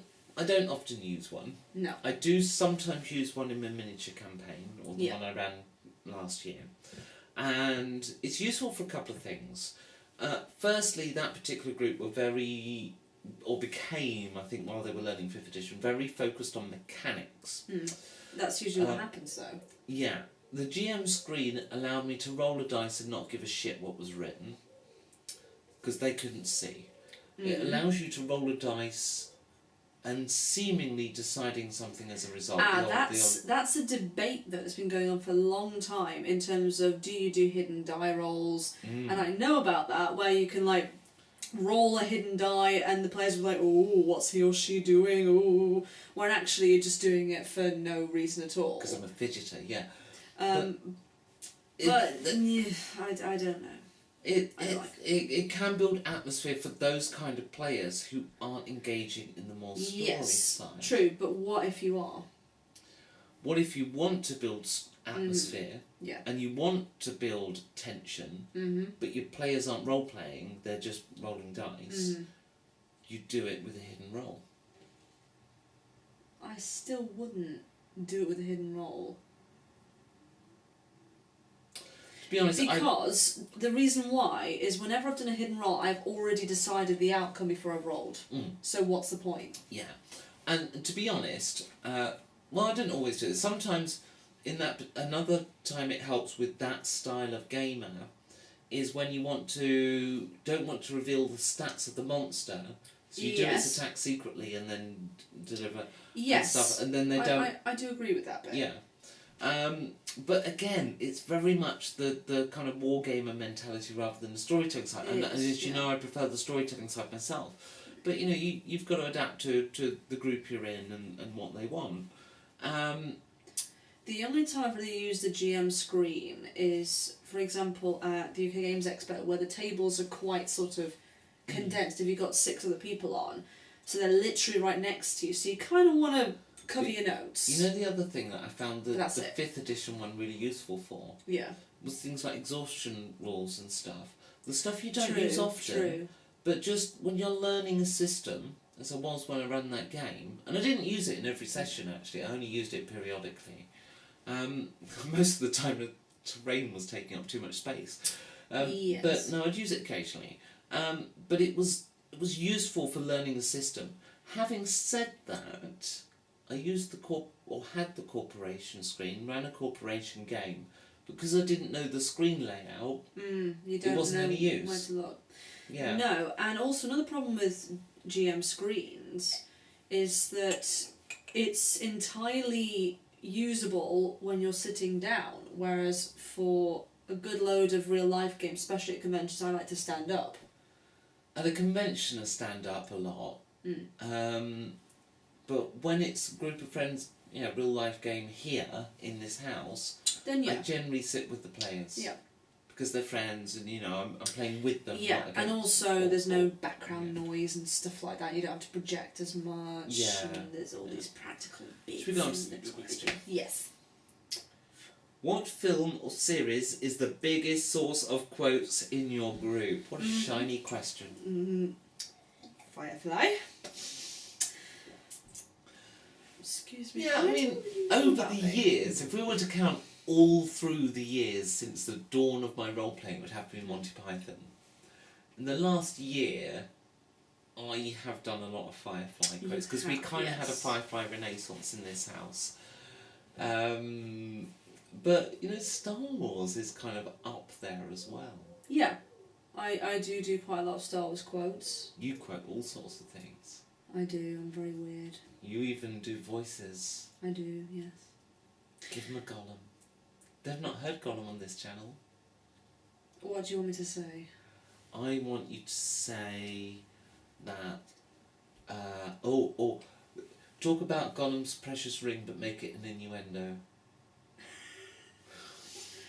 Okay. Like, just had a curry. Oh. Okay.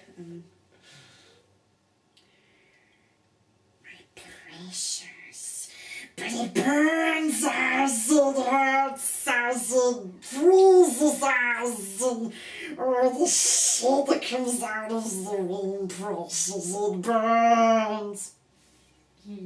Is that good enough for you? It wasn't your best impression of him, actually. But I made a damn good effort there. Thank you very much. You've been closer. What? You said earlier constructive feedback. Not about the Gollum impression. Like, you quite often do bang on. I thought that it was there, but it wasn't. Because I was making up what I was saying as well. If you got me to say an actual quote, then that'd be different. Give them an actual quote. Okay. They do not see what lies ahead when sun is faded and the moon is dead. See? What has been the best run RPG Kickstarter you have backed? I've only backed a couple, so that's a bit difficult. Okay, well I've backed a number of, and the thing is, like, I've backed board games where I just wanted the minis. Yes, it's true. I didn't actually expect to like Blood Rage. I just wanted the minis, and it was a good game. And yeah, it is a good game. I backed the Siege, and I don't care that it was a shit game because I wanted the minis.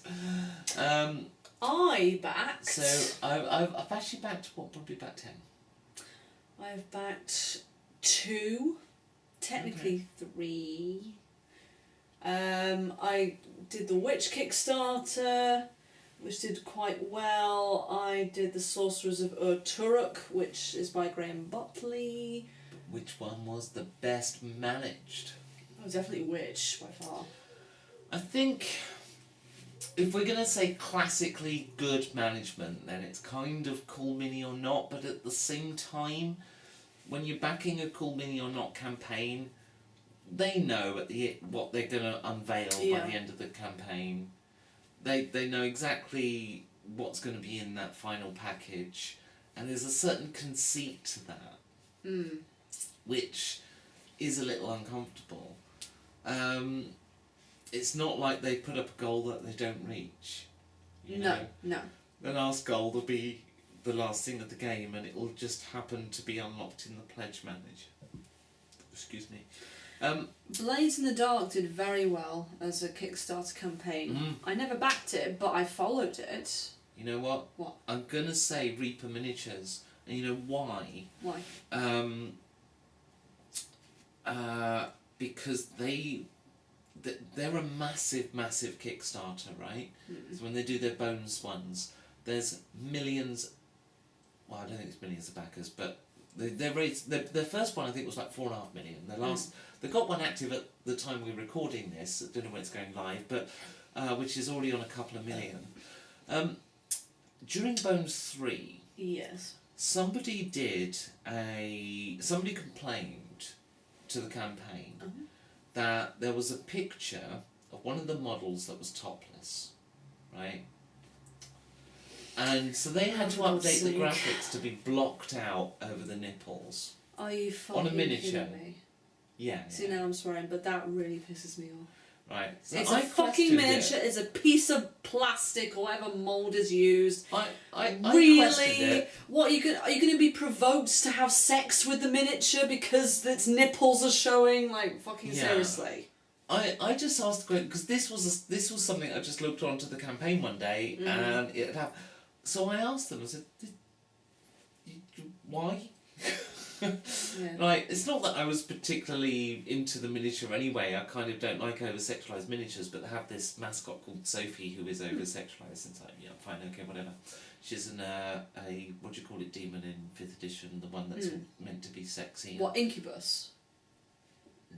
No, I think it's one beginning with E for some reason. Not Incubus, it would be a succubus for a female. Forgotten. Doesn't matter. I'm kind of, no, it kind of does now, but no, it's anyway, right. So I'm not into that kind of miniature. I don't want over-sexualised miniatures on my tabletop. But why were the nipples suddenly blanked out? So I questioned it in the comments. Now this is a Kickstarter that gets comments every few seconds. It's like, it's really active because it gets so many backers, and yet they took the time not only to respond to the comments, but to also send me a special message of apology explaining the situation in full. Oh wow! And that's good of them. Yeah, and it really impressed me, and they actually messaged me several times during that campaign, during that Kickstarter campaign, where they initiated the conversation, not me. Yeah. And the other time I think was because I did a bit of viral marketing, right? Because I work in marketing, so I wanted some plant models because I got a plant dungeon, right, a foresty dungeon, and I wanted some carnivorous plants, and there is no carnivorous plant models. And Bones 3 came along, and I thought, I want carnivorous plant models. I really do. How can I make that happen? So you asked them? No. I started shouting in the comments, "Feed me, Audrey." Why Audrey? It's Seymour. Feed me Seymour. Yeah, feed me Sorry, Seymour. that was the alcohol. Feed me Seymour. Feed me Seymour. Carnivorous plants, because people put the suggestions of what they want. Yeah. So carnivorous plants, feed me Seymour. That still Feed haven't me watched that Seymour movie. caught on. People started shouting, "Feed me Seymour" every time a bonus mod came on. It's fantastic. I now have carnivorous plant models. Yay! Yeah, but I haven't still haven't painted them seen Little Shop of Horrors. It's an interesting movie. I don't know what the question was. Best run Kickstarter. Yeah. So I'll go for that. Right. What is an RPG genre mashup you would most like to see? Genre mashup? That is such a cheap fucking way to do anything, to mash two things and put them together. Yeah, it is. It's just like, no, don't mash up. It's like Hollywood rebooting everything. It's like the fact that we're on, we haven't had a new computer game on the market for such a long time. No, what we get now is Call of Duty 8 million. I don't play Call of Duty. No, me neither. But the thing is, like, for example, with my A Clockwork Opera campaign, I thought, yeah, I'm going to take D&D, which is fantasy, and put it with steampunk. But then in the end, to me, I still feel it's less steampunk and more kind of dystopian. It turned out to be more dystopian than steampunk, because steampunk, to me, is very kind of golden age, positive, this, that and the other, and enlightenment and renaissance and stuff. It can be, but also that's more the chitty chitty bang bang kind of steampunk. There's also the Nazi kind of steampunk. Yeah, and I went for the Nazi kind of steampunk, very much so. And so, yeah, no, I think that does it. You see it in games like Scythe. Yes. I was going to mention Scythe actually for this Kickstarter. Oh. We didn't get it as a Kickstarter though. No, we didn't. We bought it afterwards without any extras. That must have gone very well, because it's Scythe. It's a good game. It's so good. There's now going to be a PC game that's set in the same universe. Oh it's not by Stone Meyer Games, but the artist for Stone Meyer Games is now the concept artist for this computer game. Oh my god. So it's basically giant robots in World War One. Yeah. Looks like an RTS, very generic looking, but the theme is fantastic. Do we even answer that question? No. No. Because it's the wrong way to make a game. You don't just put two things together. It's like, when I tell people that I don't tell people this anymore, but I used to tell people that I write computer games. I don't write computer games anymore, I work in marketing.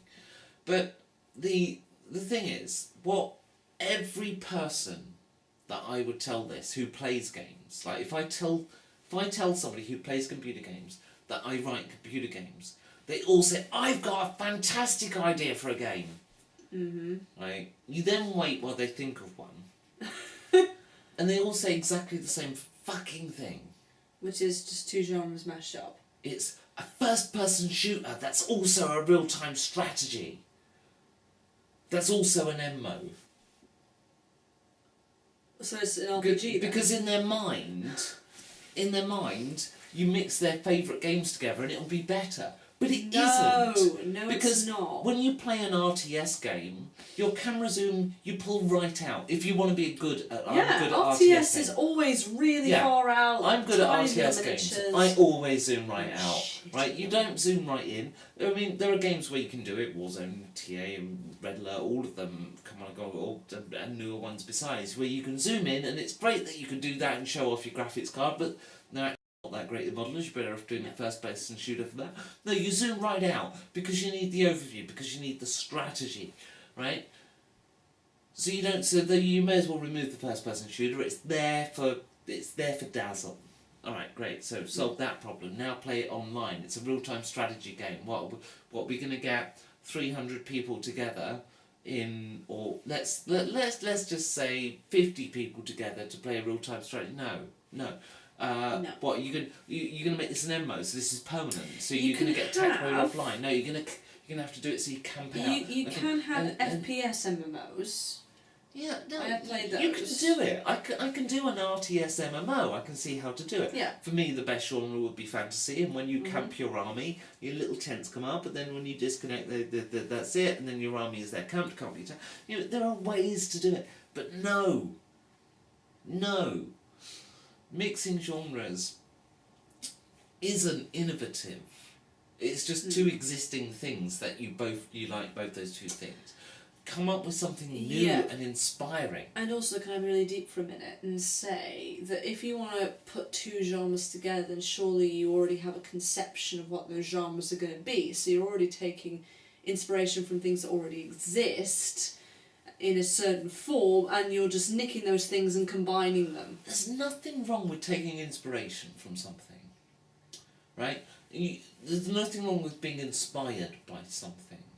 Like, we played No. mega games, and now I've gone and written some mega game rule Yeah. sets. Oh, yeah, but that's not because you thought, oh, that specific mega game could be better. It's because of mega games more as a whole, I thought. Yeah, but like one of the mega game rule sets I've got mostly written on my hard drive at the moment is based on Game of Thrones. True. Right? I'm inspired by Game of Thrones. Why? But you Because haven't I'm matched enjoying Game of it and I want to Thrones play up it. with, I don't know, a space opera or something. No, that would be crazy. But that's what you're But saying. you could do that because that is essentially Dune. Frank Herbert's Dune. Yes, very true. Right? And another setting which is very much similar to that is Space Master. That is Game of Thrones in space. Mm-hmm. Now, don't get me wrong, right? You can fuse ideas from multiple places, but true inspiration and true originality wins every time. And I don't know if you ever, it's very hard to be truly creative and truly original, especially with modern games in the way they are very story focused. And that might not make sense to a younger person, but if you go back to the dawn of computer games, or the dawn of popular computer games in the 80s and the 8-bit era, Mm-hmm. every game, there are games where you just fly a balloon. Mm-hmm. And you go, why would you want to fly a fucking balloon? Well, it's because you've got all these plus symbols on screen and they make your balloon pop and you want to get from A to B. Mm. Sounds really stupid, right? But that was a computer game and that was totally different to the next computer game where you rode a Sinclair C5 on a stunt track. And the next computer game where you were Sir Clive Sinclair, just one Sir, trying to get ready for work in the morning. Mm. And then you go to the next computer game where you were trying to escape from the fictional town that sounded very similar to Scunthorpe. And I always thought it was Scunthorpe until I discovered it actually wasn't Scunthorpe, it was a fictional town. Yeah, but still, I'd want to escape from Scunthorpe. So would I. And Penistone. I've Actually, I only prefer to be in been- Penistone than Scunthorpe. I've been to Scunthorpe once. I went next to Scunthorpe, it's where I bought my Sinclair C5 just down the road. I remember. But no, the point is, you can't just take two genres, mash them together, and say, yeah, that's fantastic. You've got to introduce something. Got to bring something new to the table. Yes. What do you anticipate most for gaming in 2018? This is the final last question. Ooh. It is the last question. What was it again? What do we anticipate most for gaming in 2018? I'll tell you what I'm not going to anticipate. What? My new RPG. There's no way I'll finish it next year. No way. I just haven't been writing it. I'm going to write Mega Game and run my first one there. Yes. Cozy were doing pretty damn well. I can see them reaching new heights. There's a Getting Bones some 4 more books out. Kickstarter, but I don't anticipate that arriving in 2018, even if they say it will. No. Probably 2019. La, la, la, la. Mainly, no D&D fault might of release a Reaper, but new thing. who cares? They just did. They released something a few days Oh, ago. did This they? new Oh, right. app for phones for storing characters and shit. Who cares? D&D Yes. Beyond or something. Who cares? I signed up for the beta and I never actually downloaded it.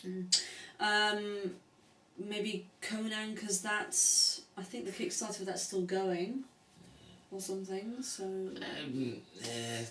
More games, yeah. I It's mean, the just thing more is, games. They don't sound very happy about it, though.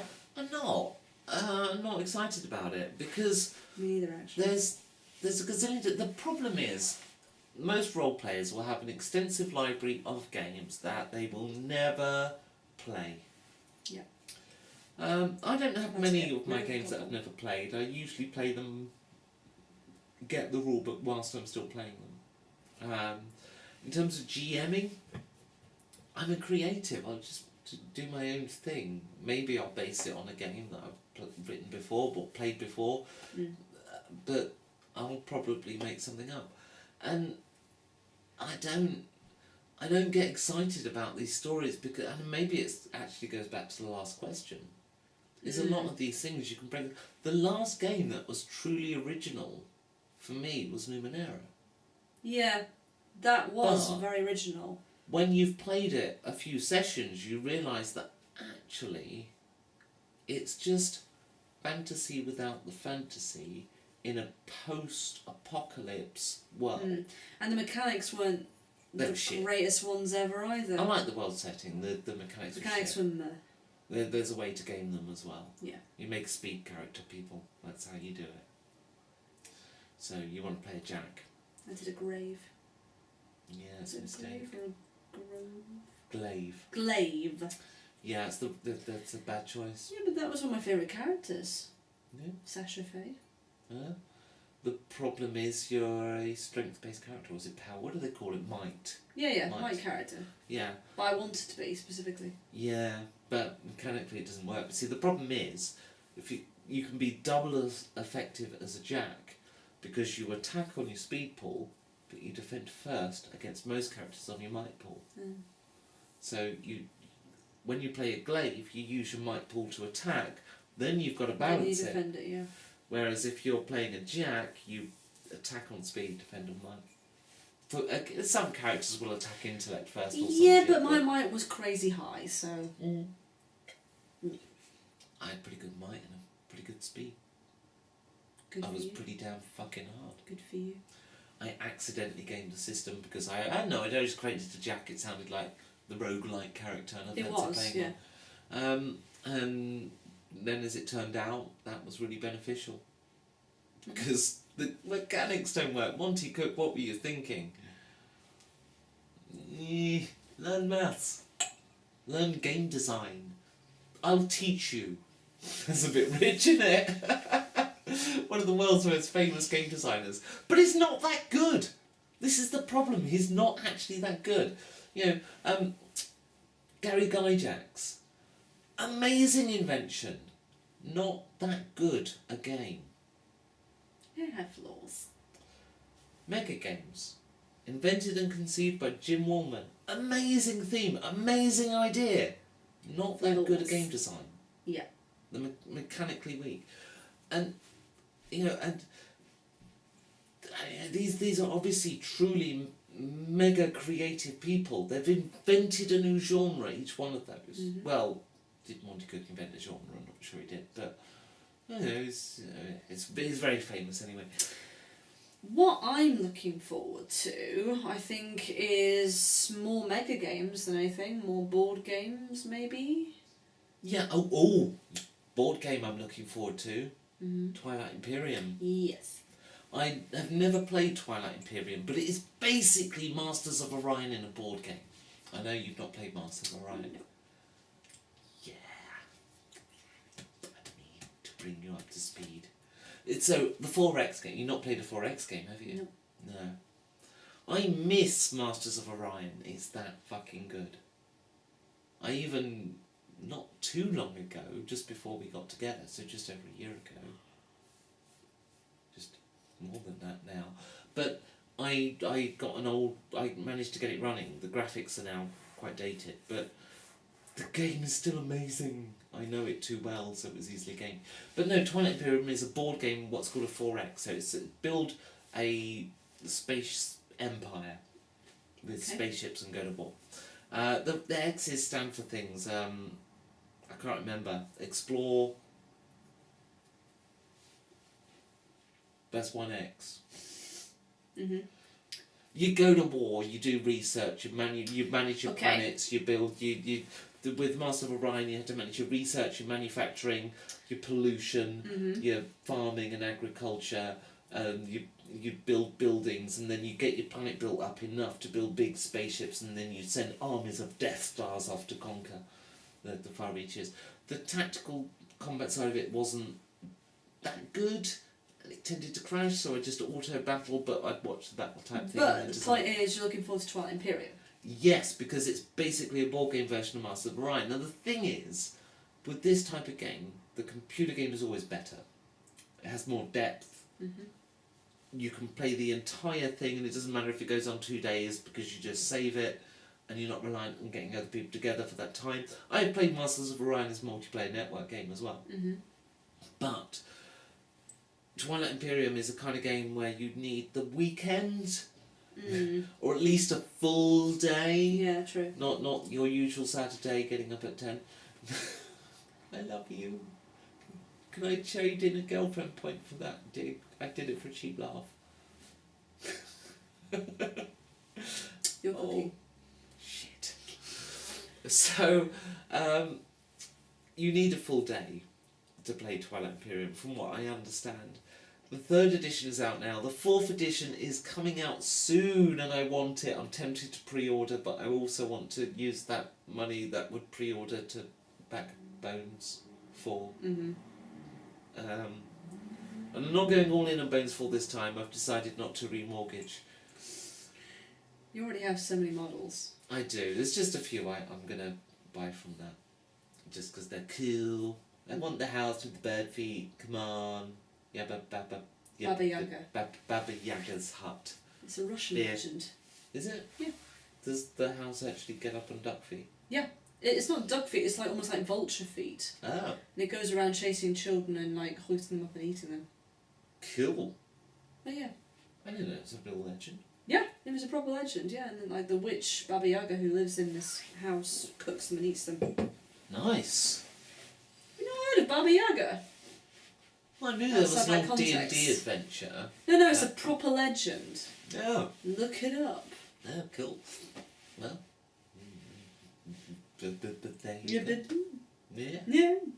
So, yeah, I'm really looking forward to that. So that's on the board gaming side. On the role-playing side, nothing is really inspiring No, me me neither. on the horizon. No. You know, there's no 6th edition coming. Not that I'd be warm to that right now. On the mega game side, I'm looking forward to running a mega game that I've written. I'm looking forward to the steampunk game in November as well. Still to be confirmed. Yes, that's true. But yes, I'm looking forward to that too. So yeah, that's about it. There isn't really anything else in our lives. Just role playing and each other. Well, there is, but it's not relevant to this video. Is there? Like video games, music. What are those things? Things I'm looking forward to. Well, video games. It's kind of gaming related. We're right at the end of the video. Somebody's watched this far. They might be interested. Well, I'm really tempted now to pre-order the new South Park game that's going to be coming out quite soon. I'm kind of tempted by that Scythe type computer Yeah, game. and me too, but I don't know how far that is in production. No idea. Might be a little tiny bit. But it started popping up on my newsfeed twice now, so I'm guessing it's getting close, and they probably want pre-orders. Yeah. So yeah, and Medusa, whose tail has Yes. just on. Oh, there she is. She's on camera. Maybe I should shut off the camera.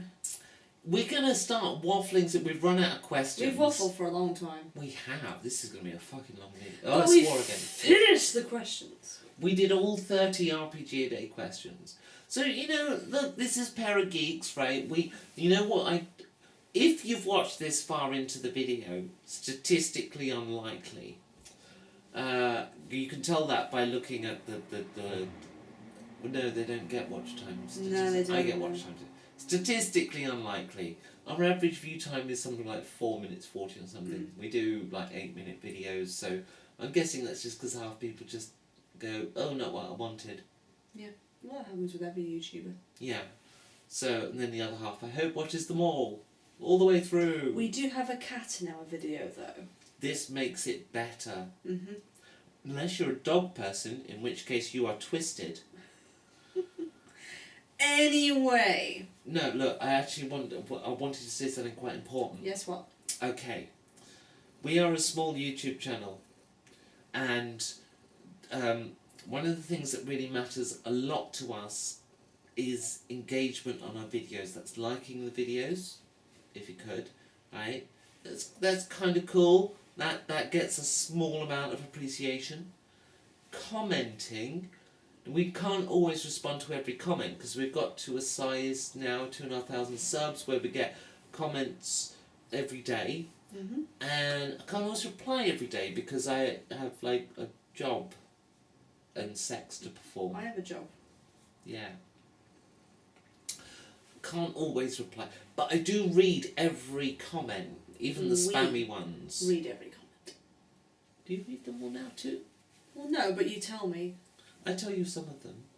I don't tell you every one. I can't access it. I can't remember the I password. need to sort that out for you. I've said this I'm before. not going to give you the password now, we're recording. Well, yeah, obviously. The password is... How to hack me 101. No. Right, the most important thing of all, and it's really important for us, and it might not be for you, and that's fine, but it's subscribing. Because what subscribing does is it brings you back to view again. And it also means we get closer to our target of 10,000 subscribers. And the reason that I know I personally want to get to 10,000 subscribers is because I love playing around with video equipment. And when you get to 10,000, I can go to the YouTube offices in, I forget where they are. But I know where it is. It's basically just off Tottenham Court Road. St Giles Court, I think it is. London. Yeah. I've been to Google, which is at that office, for work. But they don't let me play with camera equipment. They sit me down in meeting rooms and talk about AdWords and marketing and... Yes, but the point is, she wants to go and play with camera equipment, Yeah. so please subscribe. Yeah. Also, we might meet other big YouTubers at the YouTube space. That's in true. London. That's true. But because we're so small channel at the minute, we don't matter to YouTube. They won't let us in. No. We need 10,000 subscribers. We need you. We need you. Like Yes, Lord Natalie. Kitchener. And Jonathan. And Patrick. And Graham. We're going to stick to male names. It's more statistically likely with Yeah, our that's very current true. audience I base. put in a female name. Well, yeah, but actually, we don't do too bad on female viewership, especially in South Korea. But and Switzerland and Australia. But one particular video gets a ton of views, and it only appeals to male viewers. That's my D&D Jeez. board game reviews. Okay. But that is no longer the biggest video on the channel. It's got 75,000 views, so it's the most viewed. But in every month, it's always my most viewed video on this channel, or our most viewed. I think he has joined the channel since. When I talk about the history of the channel, sometimes I say I and me. But Please subscribe. something else has overtaken it. And I'm going to have to do a follow-up video because there's an error in it. And every 2 days, somebody tells me that deserts don't form on the equator. Because they don't. Yeah, I know. It was a throwaway comment. It wasn't the point of the video. I hadn't researched it. I didn't think about it. It kind of just came out. And every 2 days, somebody tells me that deserts don't form on the equator of the planet. Nope. I'm very aware. Because, like, half the fucking planet has told me. I know. It was a mistake. I can't switch the camera off because I've got a kitty on me. Well, then I better switch Shall we off say for you. goodbye? Yes. Thank you for watching this far. If you have watched this far, you really are a long way down the rabbit hole. But we love you. We do, and we want you to subscribe. Although we should probably cut that in and put it earlier in the video because people won't get this far. Yeah, I know. Let's do that. And in the meantime, we will see you guys later. Bye-bye. That's what you did on the road TM. You always said bye-bye. I know, but I'm on Pair of Geeks now, so I'm doing here. We should have a new catchphrase for saying goodbye. So what? Something edgy. Auf Wiedersehen? That's German. Yes. It's Wait, edgy though, because of the consonants. We should How about we shout bye really loudly together? buy. Yeah. Well, I suppose I'm a little bit bisexual. Bye! Sexual!